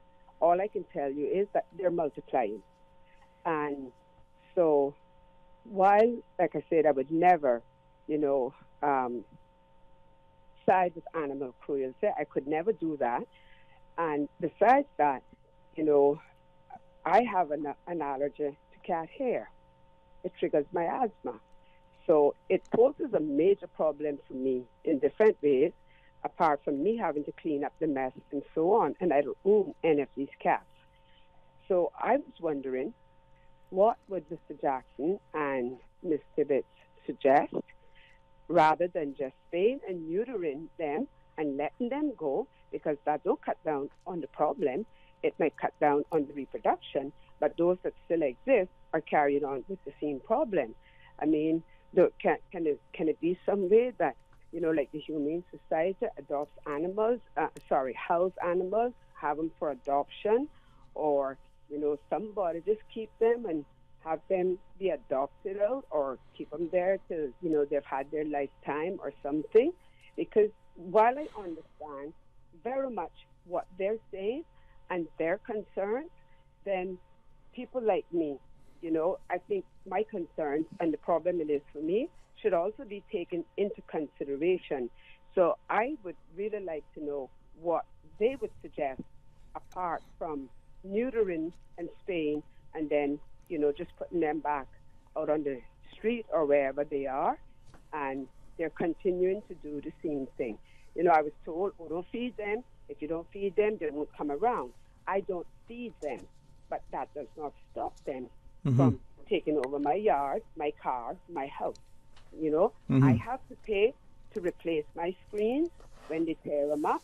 I have to pay to get my car when they scratch up, my car. I have to pay to get that buffed out and stuff. I also have to pay to have my porch and stuff washed down. Quite frankly, I'm scornful. I can't take the smell of it. I don't even want to be around it. And then now I noticed that they're even sleeping around my plants, and scratching up and going on there. I don't think these cats are what they used to be. I've said this before, and I don't care who wants to think that I'm stupid. I believe because they're eating the garbage, they are consuming stuff that has changed their behavior. Maybe that may want to be looked at. Maybe. And, like I said, I don't own an animal. I don't want animals. However, I would never hurt an animal. But it's really not fair to me to have to put up with wild cats and wild chickens, in my yard, destroying everything. That is not fair to me. And I know that there are other people who feel the same way I feel, although I don't think that they would agree with animal cruelty, if that's what it constitutes, in culling them. But we do have a problem. And it's not just in Little Cayman or Cayman Brac. The problem is right here in Grand Cayman. What area are we talking about, ma'am? We're talking about Savannah. We have a problem. And we need to address the problem.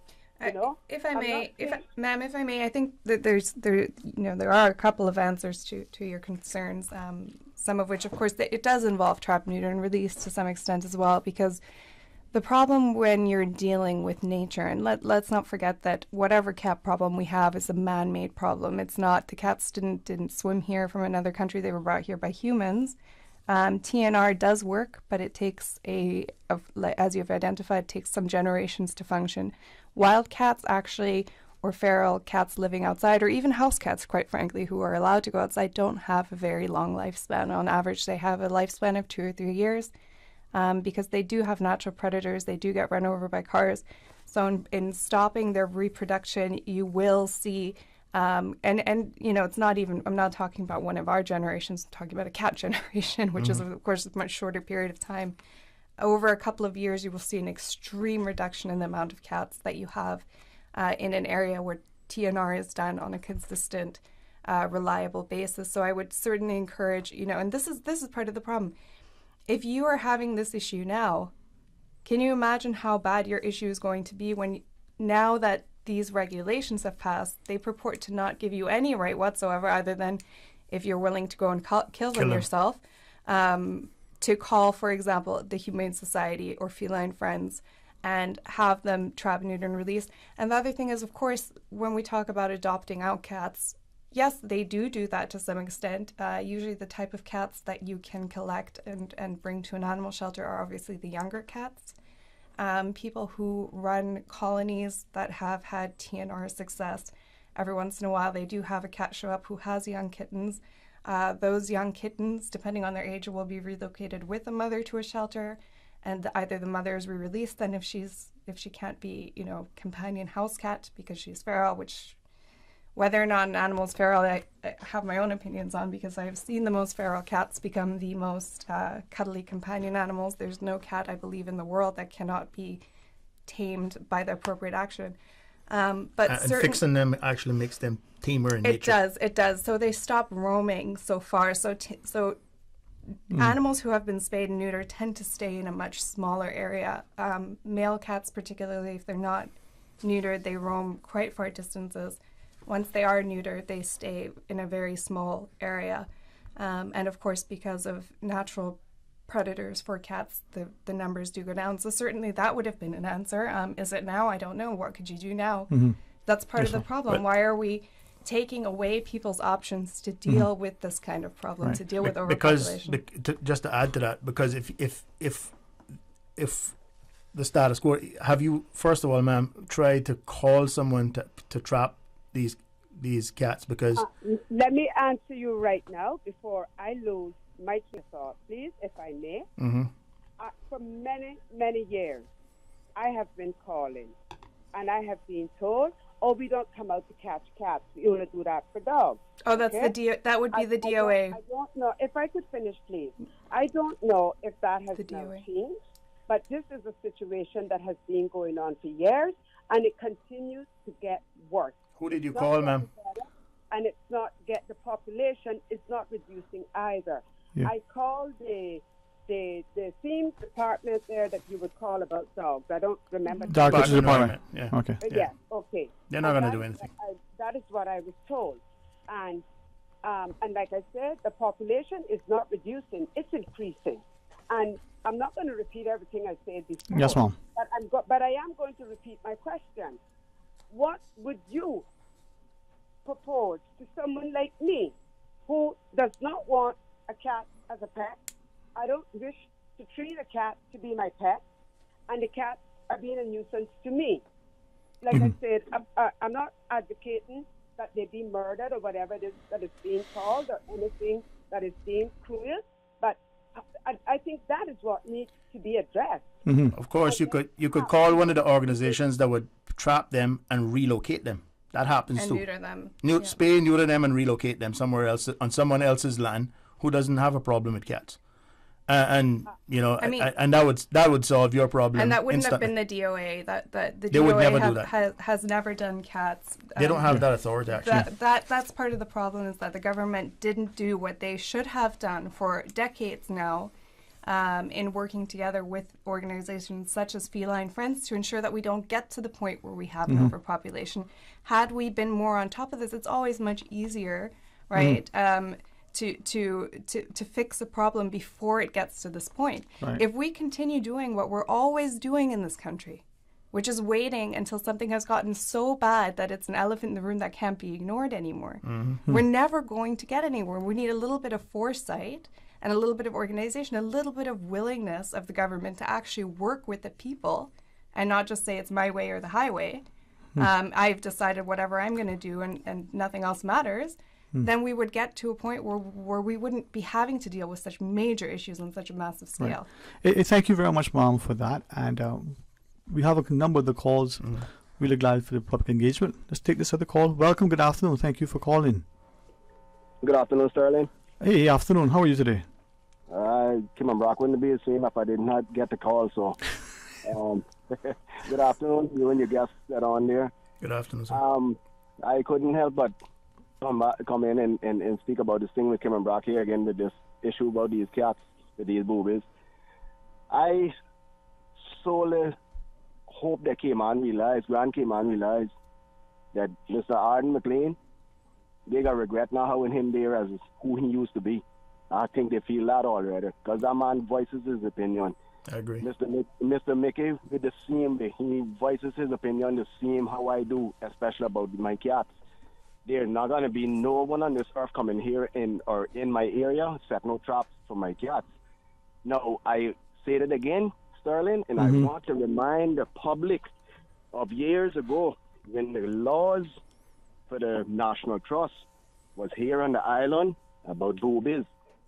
They made it laws or regulations that people could not go near the booby the areas where they nest, because of the boobies being frayed and flying away and leaving the babies to die. You listening good to what I'm saying, Sterling? Leaving them to die. That has gone out the window since tourism has came in this country. I was listening just now when they said how much years and centuries the cats been roaming our land. So how come it's so much boobies today if it was so much cat roaming so long ago? Good point. It was no cats on that bluff eating no boobies. I repeat myself before. When we used to climb the bluff as little boys to go get boobies for my father to make egg punch, it wasn't no cat, or it was no human beings in that area. There was no roads on that bluff for nobody to be up there. We had to climb up on the side of the bluff. There used to be babies dead every time we go back because we scare them, and the mother won't go back where the young is, and the young dies. They're talking about they find cat biting and eating boobies. The only thing that I said before that is killing these boobies is the tourists going where they shouldn't be and scaring these boobies, and that is what killing the boobies. I know for a fact, like I said, because I used to take people there on tours. These things have nothing to do with cats killing the boobies on Kim and Brock. Now, I'm not saying that occasionally there will be a bird found without it. Can they determine the cause of that carcass on the ground? They're assuming that it's a cat. What about the iguanas? Something else is disturbing them or causing 1 out of thousands to be found dead, and they won't blame the cats. We have an issue in this country, and it's called DOE, that board. They took everything from us, and just because these cats are Caymanians, now they take our cats from us too. If they were cats were a foreign cat, they wouldn't touch them. But they Caymanians. Now they won't take our cats. They took everything from the sea. Now they won't come on the land now tell us they got to take our cats. Sterling, I farm on my bluff, on my property. I can't grow nothing on my property for iguanas eating it. I can't grow nothing on it for rats eating everything. I see 2 little stray cats coming in the areas there, and I try to put a little food now and then every time I can remember to do so, to keep the rats down out of my property, eating my cassava trees, my sucker trees, my sweet potatoes, everything they eat. And you got to tell me that the government giving these people permission to come around and set traps where they see a stray cat?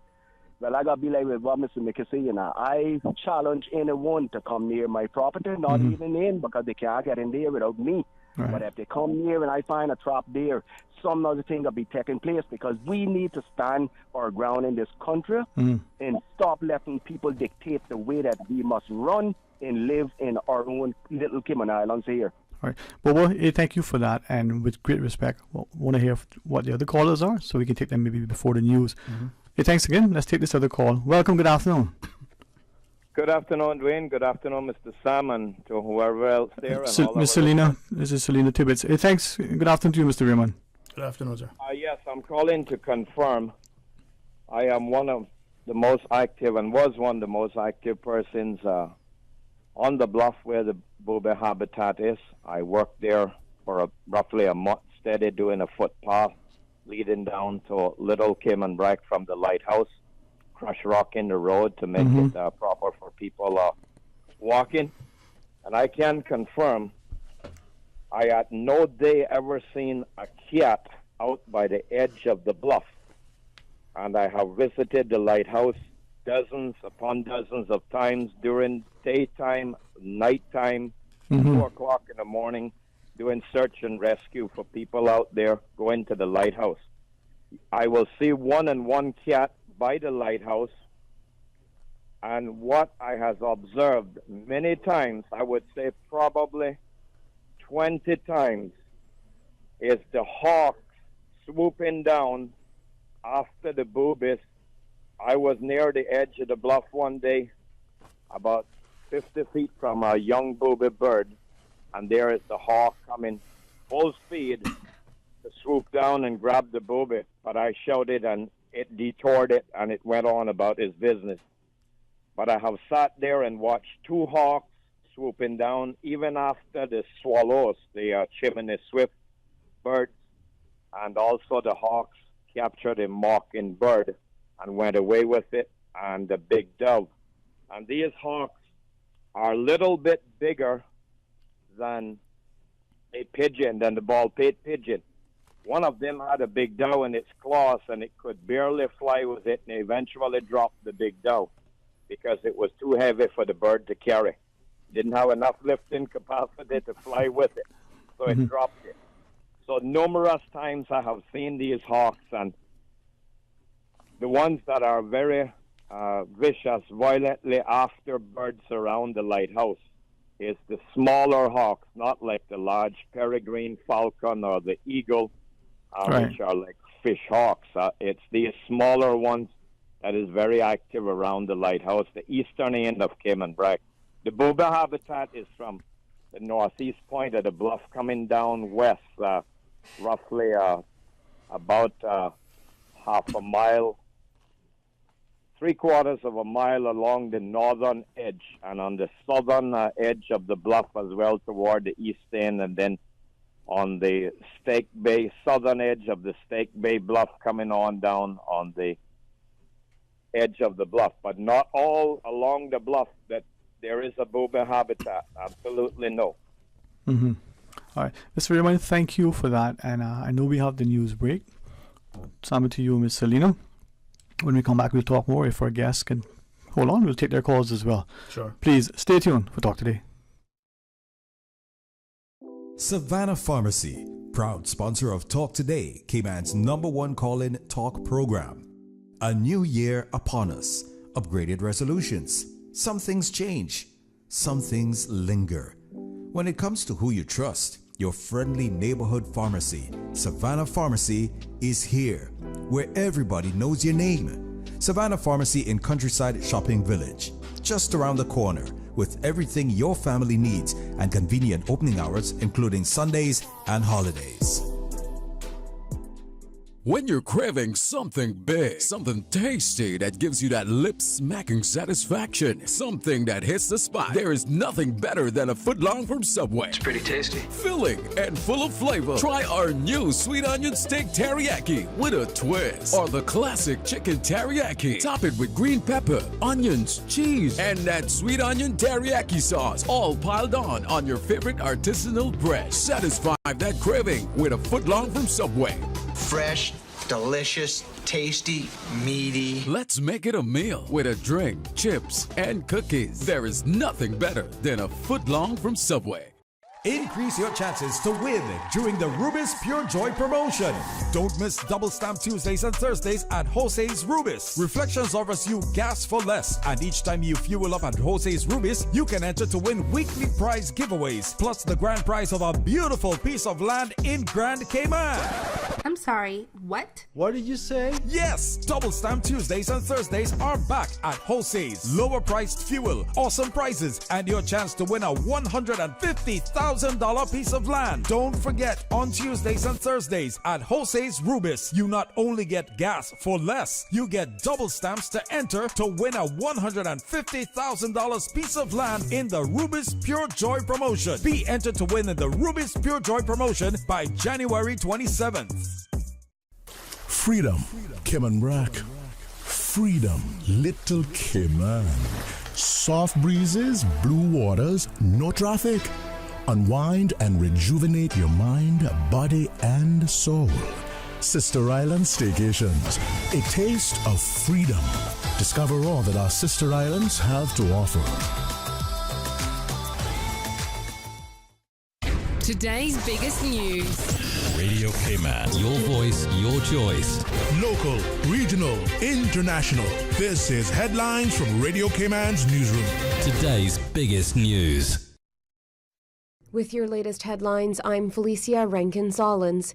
In the forecast tonight, partly cloudy skies with less than a 20% chance of showers. Temperatures will fall to the low 70s Fahrenheit. Winds will be east to southeast at 10 to 15 knots. Seas will be slight to moderate with wave heights of 2 to 4 feet. In international news, DR Congo has declared Rwanda's shooting of one of its fighter jets an act of war amid mounting tensions. Rwanda's government said it took defensive measures against a plane that had violated its airspace, a claim denied by DR Congo. Although the plane landed safely, this is a major escalation following months of conflict in DR Congo, which has forced 400,000 people from their homes. 3 people received medical treatment during filming of a real-life Squid Game show, but claims of serious injury are untrue, Netflix said. The game show, based on the South Korean hit series, is being filmed at Cardington Studios in Bedfordshire. The streaming giant said 3 people were treated for mild medical conditions. The show features 456 contestants vying for a $4.56 million prize. A spokeswoman for Netflix said medics were on set at all times and that it had invested in all the appropriate safety procedures. These are your headlines. I'm Felicia Rankin-Solins. For the latest in news and information, follow Radio Cayman on social media, Facebook, Instagram, Twitter. Download the Radio Cayman app or log on to our website, radiocayman.gov.ky. between the traffic, the meetings, kids' activities, there just isn't enough time. Best Health Pharmacy was a game changer. Not only are they centrally located on Eastern Avenue, but they deliver prescriptions for free anywhere in Georgetown and West Bay. I could not believe it. When my prescription ran out, they ran it back to me. Best Health Pharmacy, located at Crown Square Plaza on Eastern Avenue, across from Edie's Decor, offering free prescription delivery anywhere in Georgetown and West Bay. Call 949-1301 or WhatsApp your prescription to 924-5358. Best Health Pharmacy. Your health, your convenience is their priority. Talk today. But I do have some questions. Talk today. Cayman Islands' foremost listeners participation program. Talk today. Because there are more questions than answers. What the public is saying. Waiting to take your calls right now. Sterling Dwayne Ebanks.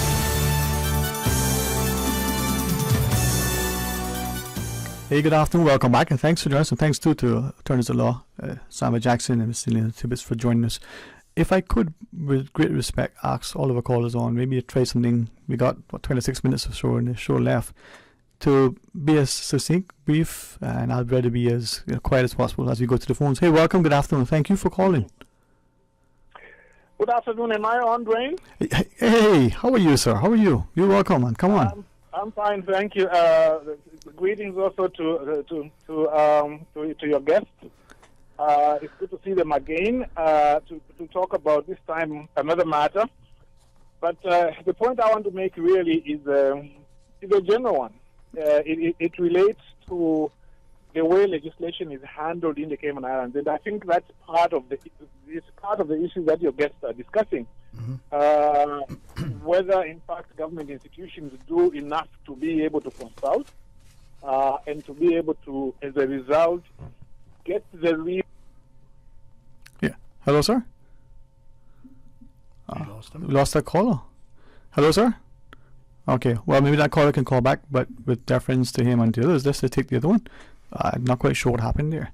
Hey, welcome. Good afternoon. Thanks for calling. Hello? Hi, good afternoon, sir. Hi, Sterling. Eden Hurlston here. How are you doing? Hey, good afternoon, man. How are you? I'm doing okay. Hi, Sammy. Hello, Mrs. Tibbet.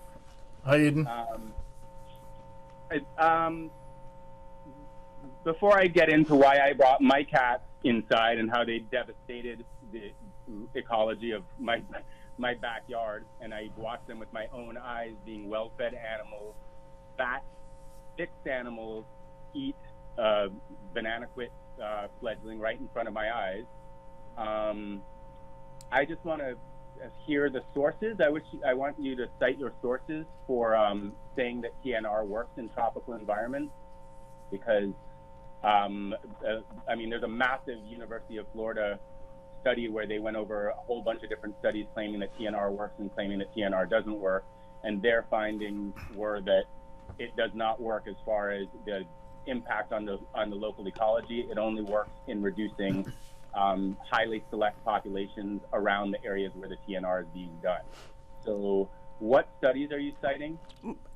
Hi, Eden. I'm gonna go ahead and answer that one for you, because Well, so first of all, I don't actually have the studies in front of me, but we were quite we were quite involved in this, or I was at least, in this research back in the day when the Feline Friends and the Humane Society and the DOE presented this to the Animal Welfare Committee. And I'm happy to pull those up and to send them to you. I don't actually have them in front of me right now. Actually, I don't have anything in front of me right now. But the damn thing about science and statistics is that you can always find something going either way, right? At the end of the day, though, what our research and what the Animal Welfare Committee ended up deciding is that in the Cayman Islands, because you have a closed environment, it's very different than looking at it in a place like Florida or in the States, where you do have new population of cats that are able to enter into the community. In Cayman, we have a closed biosphere where no new cats can come in unless we're going to, import them from another country. Mm-hmm. They're certainly not going to swim here. It's not South Florida, is what you're saying. Exactly. So we have a very different sort of situation, and we actually had a lot of local veterinarians look at this and opine on it as well from their own experience in the islands, and all of them supported, other than the chief veterinary officer at the Department of Agriculture, all of them, some of them did actually write letters and supported a TNR program. Now, of course, that's, like I said, that's a sort of a longer term plan. But I mean, I don't let my cats roam around outside either, for multiple reasons. I don't want them to Be hurt run over any. by a car. I don't want them to hurt anyone, and I don't want anyone to hurt them. Mm-hmm.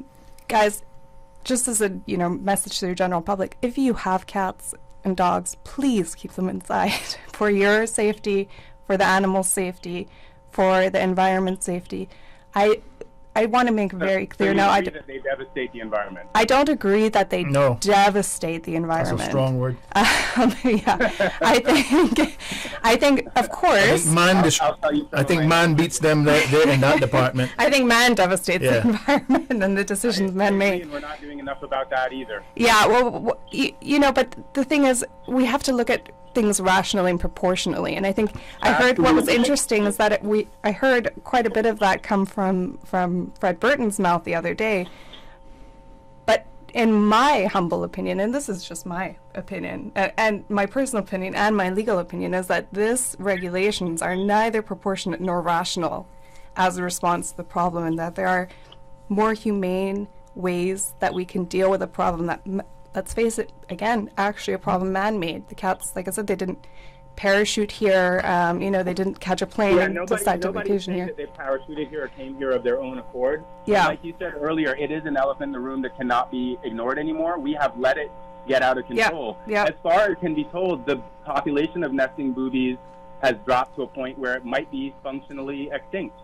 I mean, they said that they spotted 30 to 50 or something like that. Yeah, I don't know about the numbers, but what I do know is that in science, and this I'm not a scientist, I'm a lawyer, but correlation does not equal causation in science. So there's a lot of things that are leading to the decline in bird populations, and a lot of things that need to be simultaneously addressed. And my problem is more that we myopically in this country, and this is, I find very interesting about Cayman, is we become obsessed with one point, and it becomes almost to the point where nothing else matters. We ignore every other aspect of everything and just focus on that one problem. Almost to the point of, it becoming irrelevant because no one can do anything anymore, as in this case. But certainly, I mean, even if you look at this particular regulation, what purpose does stopping, even we can argue all we want about whether or not a cull is correct or TNR is correct. I don't think you can argue, though. Not do the same thing.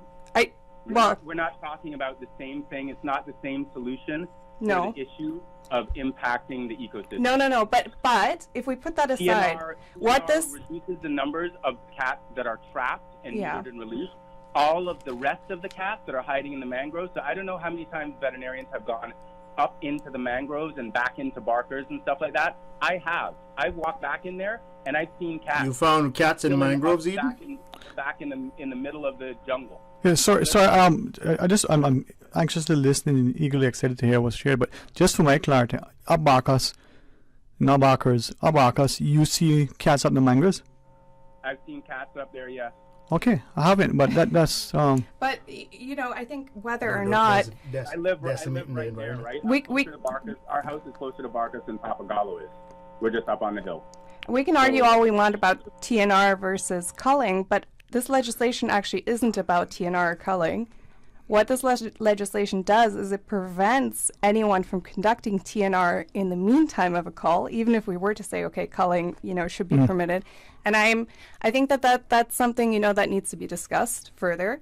But what I certainly don't agree with is that in the meantime, we prevent all of these animal rescue charities from doing their work and from conducting TNR, and then permit third parties with no experience in how to, manage pain control, how to manage euthanization, et cetera, to go around killing animals. So those are two very distinct points. And this regulation wouldn't be as upsetting, I believe, if it were just about government executing managed humane culls of alien species. But they had to go two steps further than that. Okay. All right. So thanks, Eden, for that. And to the other callers, we're going to take the final break. Only, less than 15 remaining. So when we come back, we'll take the other calls. CUC reminds you to always be aware of power lines. Before digging by hand or machinery in unfamiliar locations, contact CUC's customer service team at 949-5200 or via email at service@cuc.ky to ensure there are no underground power lines in the area. Safety first at CUC. For medical lab services in Cayman, go straight to MedLab. Blood test, x-ray and mammogram, all of that is MedLab. Affordable fees and friendly service, a full professional team. MedLab is always comfortable, MedLab is always clean. For medical lab services in Cayman, MedLab. The MedLab team would like to extend their congratulations to all of the Heroes Day awardees. Thank you for your service. Savannah Pharmacy, proud sponsor of Talk Today, Cayman's #1 call-in talk program. A new year upon us. Upgraded resolutions. Some things change. Some things linger. When it comes to who you trust, your friendly neighborhood pharmacy, Savannah Pharmacy, is here, where everybody knows your name. Savannah Pharmacy in Countryside Shopping Village, just around the corner, with everything your family needs and convenient opening hours, including Sundays and holidays. The best foundation you can wear is glowing, healthy skin. The offices of dermatologist Dr. Dwayne Porter specialize in enhancing your skin's well-being. Whether you're seeking advanced skincare, including any skin cancers, Botox, filler, cosmetic skin enhancements, or simply looking to reduce wrinkles, Dr. Porter offers a full-service dermatology and dermatological surgery practice. For more information, email drporterkman@gmail.com or call 946-9020. That is 946-9020. They say variety is the spice of life. And that's why at Subway, we're introducing the new Boneless Hot Sub. Say what? The premium sub brings new ingredients like spicy breaded boneless chicken, French's crispy fried onions, and buffalo wing sauce, bringing a zesty and flavorful experience with every bite. Add some of your favorite veggies, cheese, and ranch sauce of your choice of freshly baked bread for the ultimate boneless hot sub. For a little spice in your life, try the new Boneless Hot Sub from Subway. So good and tasty. And make it a meal with a drink and chips or cookies. Subway. Eat fresh. Talk today. But I do have some questions. Talk today. Cayman Islands' foremost listeners participation program. Talk today. Because there are more questions than answers. What the public is saying. Waiting to take your calls right now. Sterling Dwayne Ebanks. Hey, good afternoon. Welcome back. And thanks for joining us. And thanks too to Ms. Lena Tibbetts and Mr. Sammy Jackson for sharing their legal expertise and their time. I don't think I can pay for you guys with legal opinions, but thank you for being such stalwart public. I just wanted to address quickly before we go to Yes, the next sir. caller something that the last caller raised. There seems to be a bit of a challenge of the legitimacy of our complaints based on the lack of some sort of study.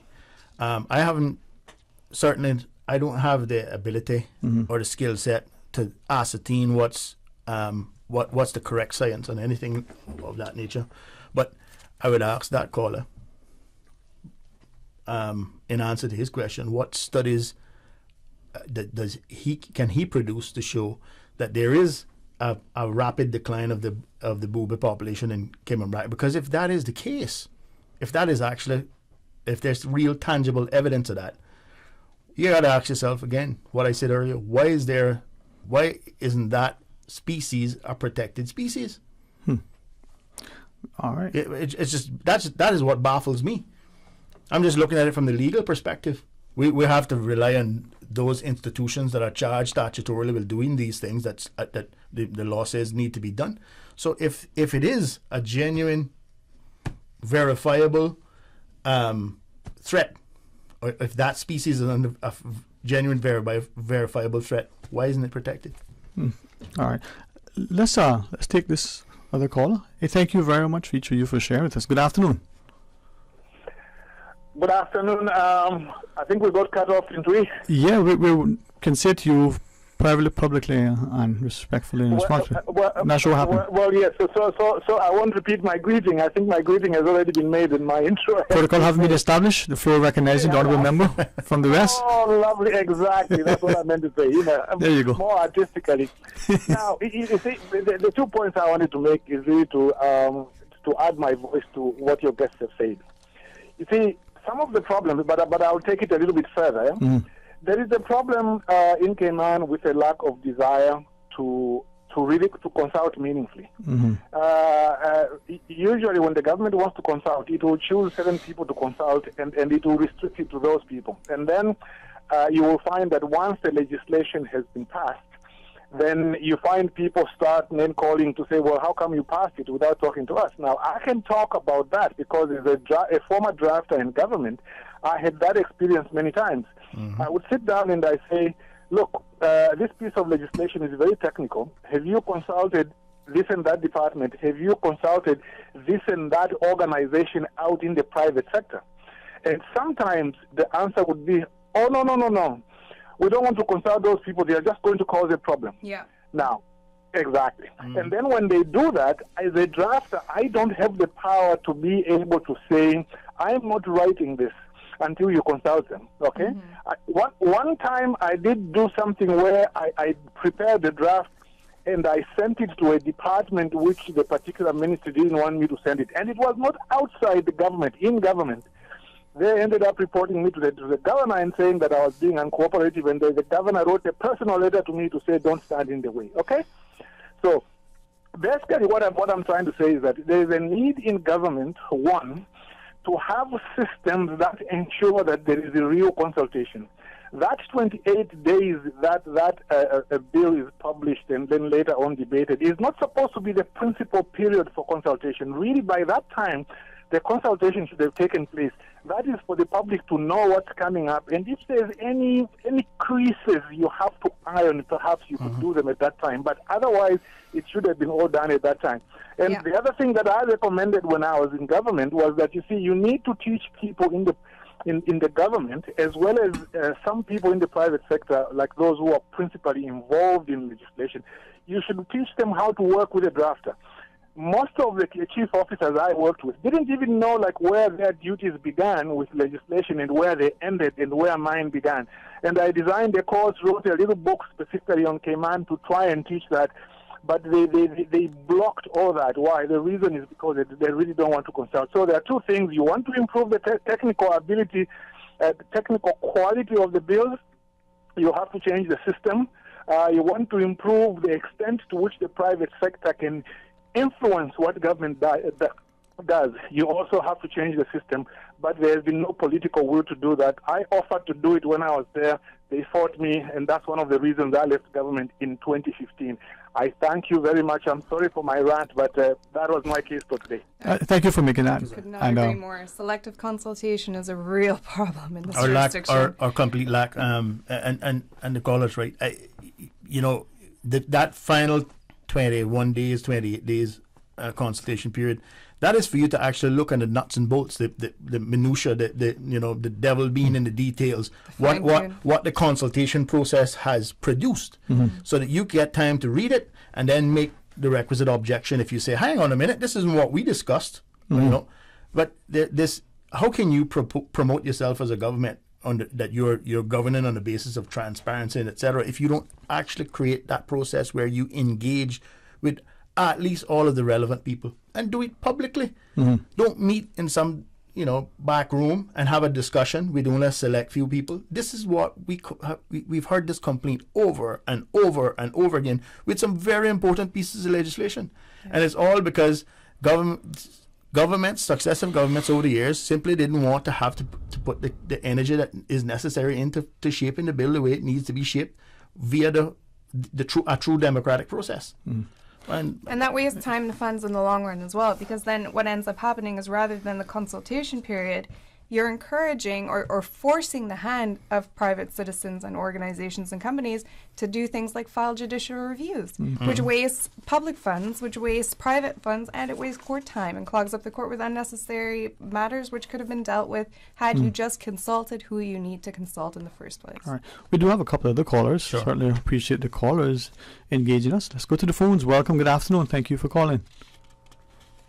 Yeah, good afternoon, Dwayne. It's me, and I'm happy to get back on. I haven't talked to you for a while, but good afternoon, sir. Welcome. Stories about the the Humane Society and stuff like that. I go back to when I was a kid. Everyone had cats.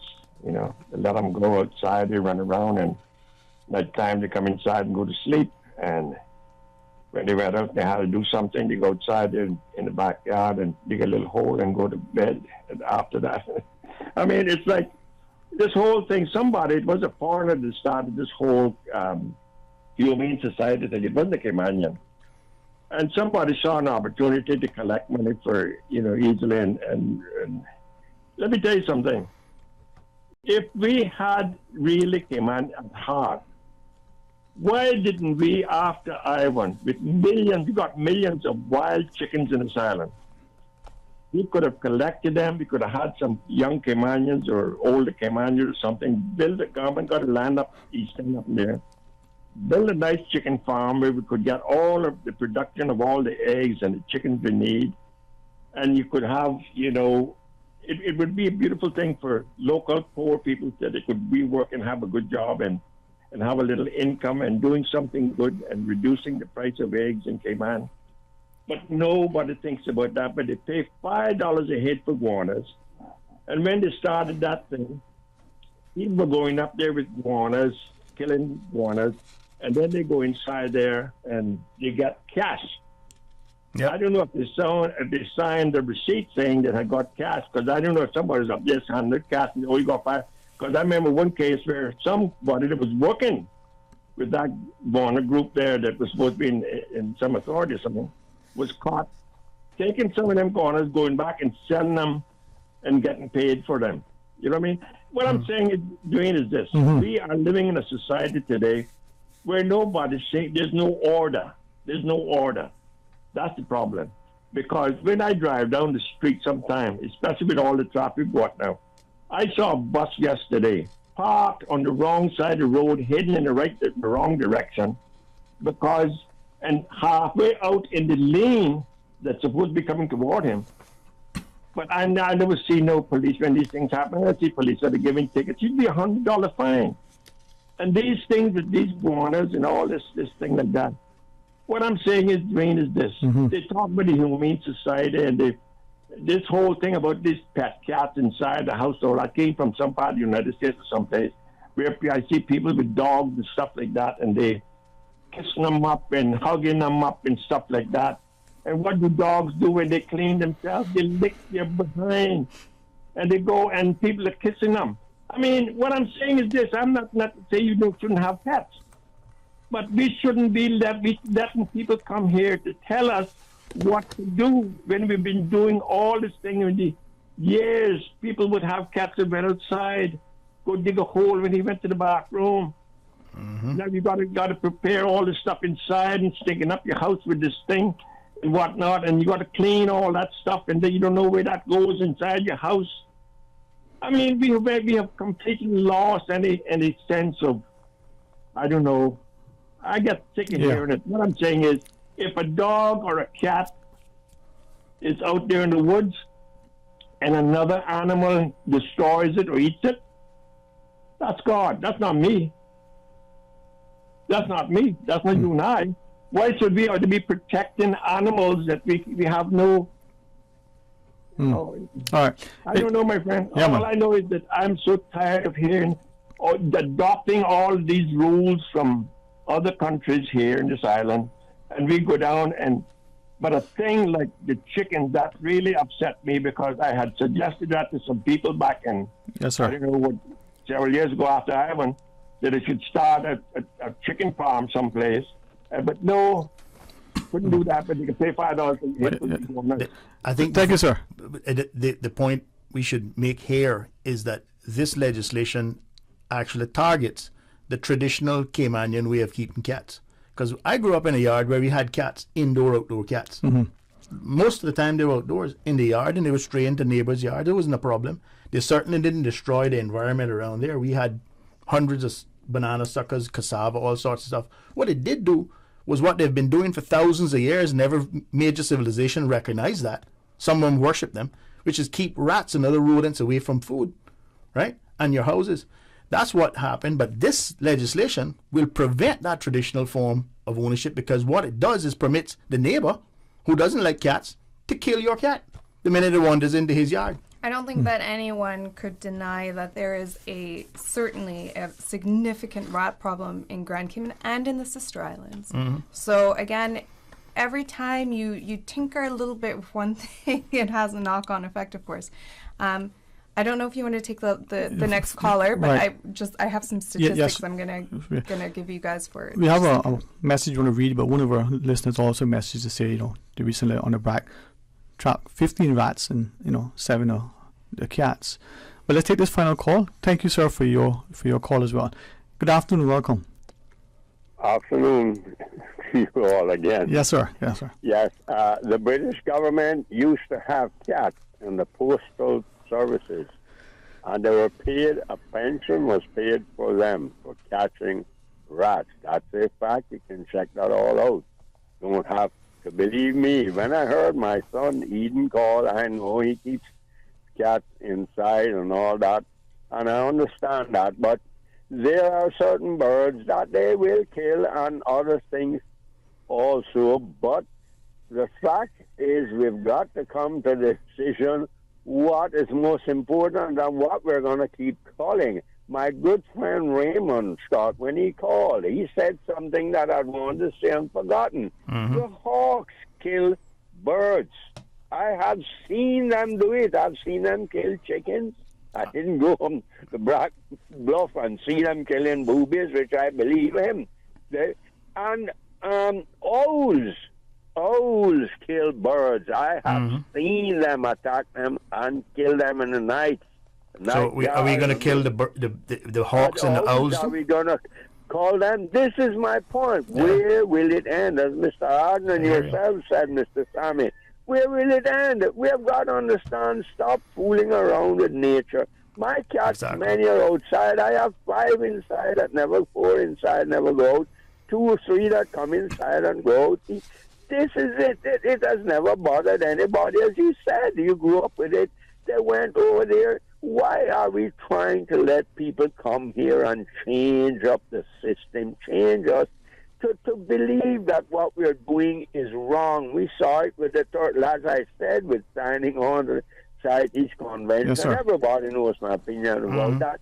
But this is the thing. We have to stop this nonsense of just listening to people come here and tell us we don't know what the hell we're doing So we better tell you what to do. And that's all it amounts to. And I'm very disappointed in some of our elected representatives not getting up and say, well, this is wrong. Let us do the right thing. Consult the people. And I'm sure this is going to be a very, very controversial issue. I would recommend that someone do something now. Right. Now about it. I will continue to feed my outside cat here at home. And as I said, I don't want anyone coming to tell me I can't feed them. They're all spayed and neutered. Thank you very much, Mr. Mickey. And to all of the callers, we just want to end. If I might ask, both Celine and Sammy, thank you so much for your time, right? Let me just read one final message from one of our listeners. It says, good afternoon. I'm appalled at the DOE and this sitting government for being so ignorant about feral cats.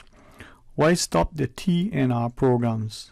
As stated by the panel, they are looking for an excuse for cats to become a menace. My husband and I purchased a home in Frank Sound several years ago, and it came with 20 very feral cats, beautiful cats. I had both paws and feline friends come help me with trap them, spay and neuter, all free of cost, and they were returned to our location. My family and I fed the cats every day, and it wasn't long before they all became tame. I was able to bring them inside our home and also have several of them adopted.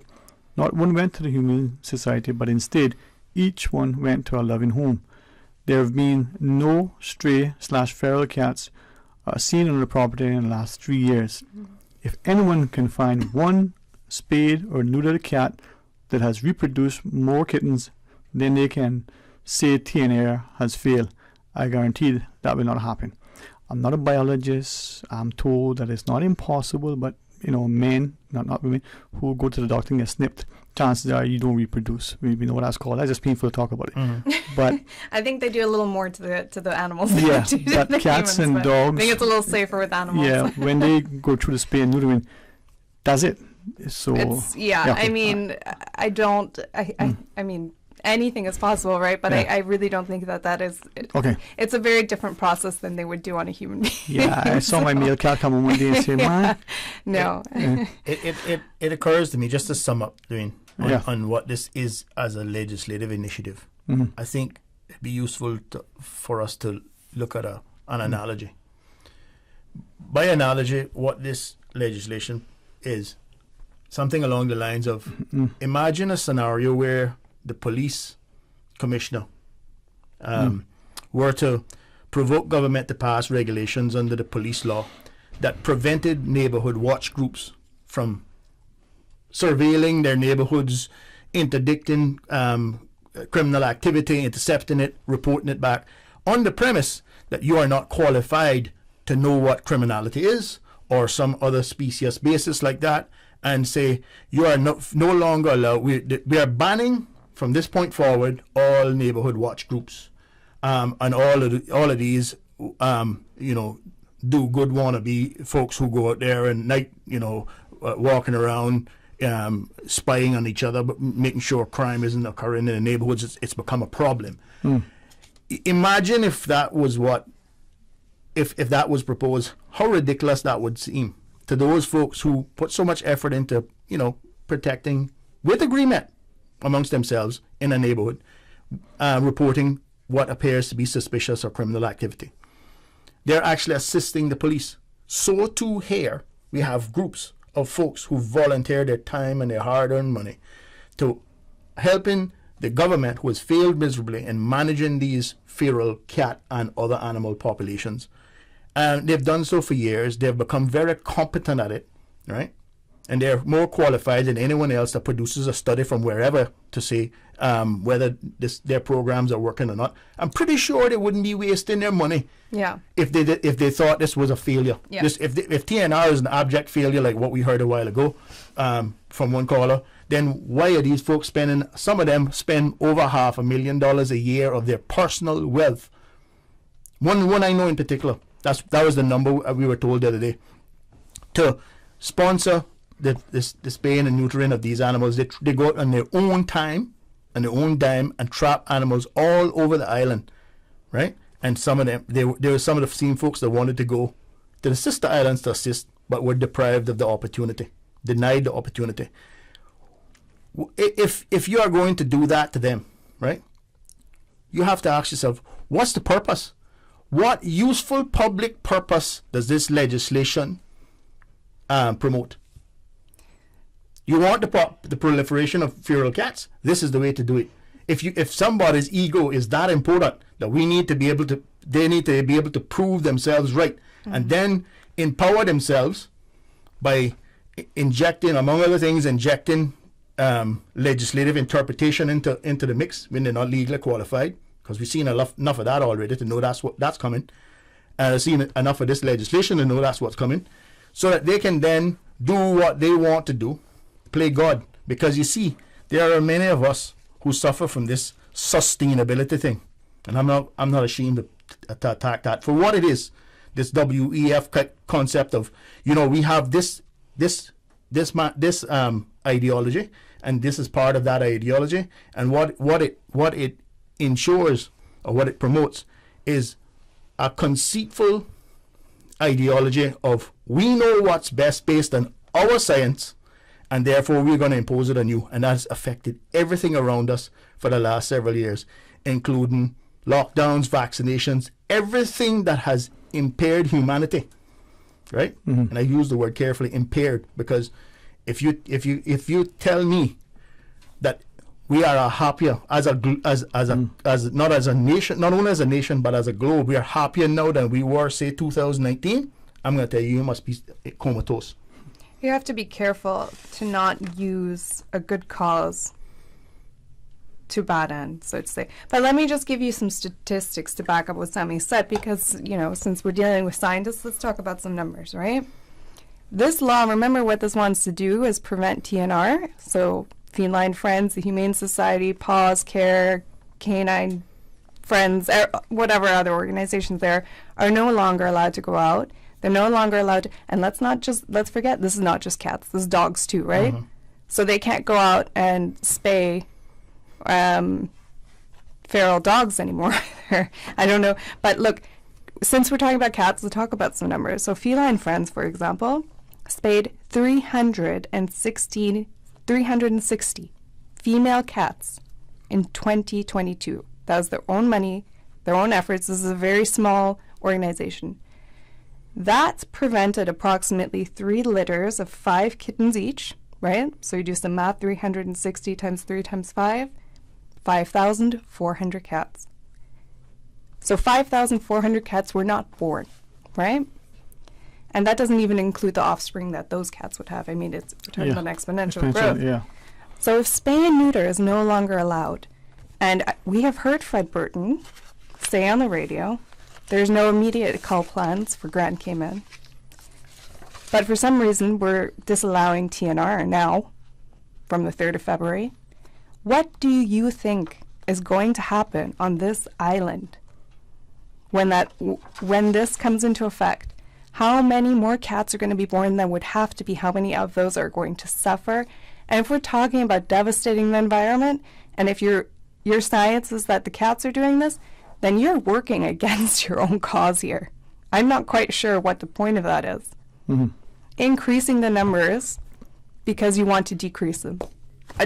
It's baffling. It makes no logical sense whatsoever. Well, I certainly appreciate Sammy and you and Selena for both. And this discussion will continue Monday. We have scheduled reps from the Department of Environment at 1 p.m. to come on our show. And there are many pressing issues, but this one, I think, is talk about, humanely and lovingly and kindly dealing with our, four-legged friends, but it could spill over. Thank you all for taking your time, for sharing. I think I have a better understanding of what I read to realize that I didn't understand it because it's not very clear. But anyway, thank you for that. All right, tomorrow's Friday. Can you believe it? And as we close out our discussion, one of our listeners leads us with a thought. Look at what happened in Zimbabwe with the elephants and the regret after the fact. Leave that for people to look up. Ray Banker comes back tomorrow with us, joined by Mr. Loxley Banks, and we're going to be talking on See What I Was Saying show. The Cayman, Scandinavian, Nordic, Norwegian connection. Wow. Hey, not just herring, pickle. Well, we can talk about that. Interesting. All right. Join me start in the morning for the record. Come back for Talk Today for the See What I Say show. Until then, my friends, be blessed. Talk Today is brought to you by Subway, open 24 hours in Countryside, Anderson Square in Georgetown, and Centennial Towers in West Bay. And by the Ministry of District Administration, Tourism and Transport. Explore your history, explore your land, explore your sister islands. MedLab in Smith Road Plaza, your complete medical laboratory solution. Call 949-7331. And Savannah Pharmacy in Countryside Shopping Village, convenient opening hours including Sundays and holidays.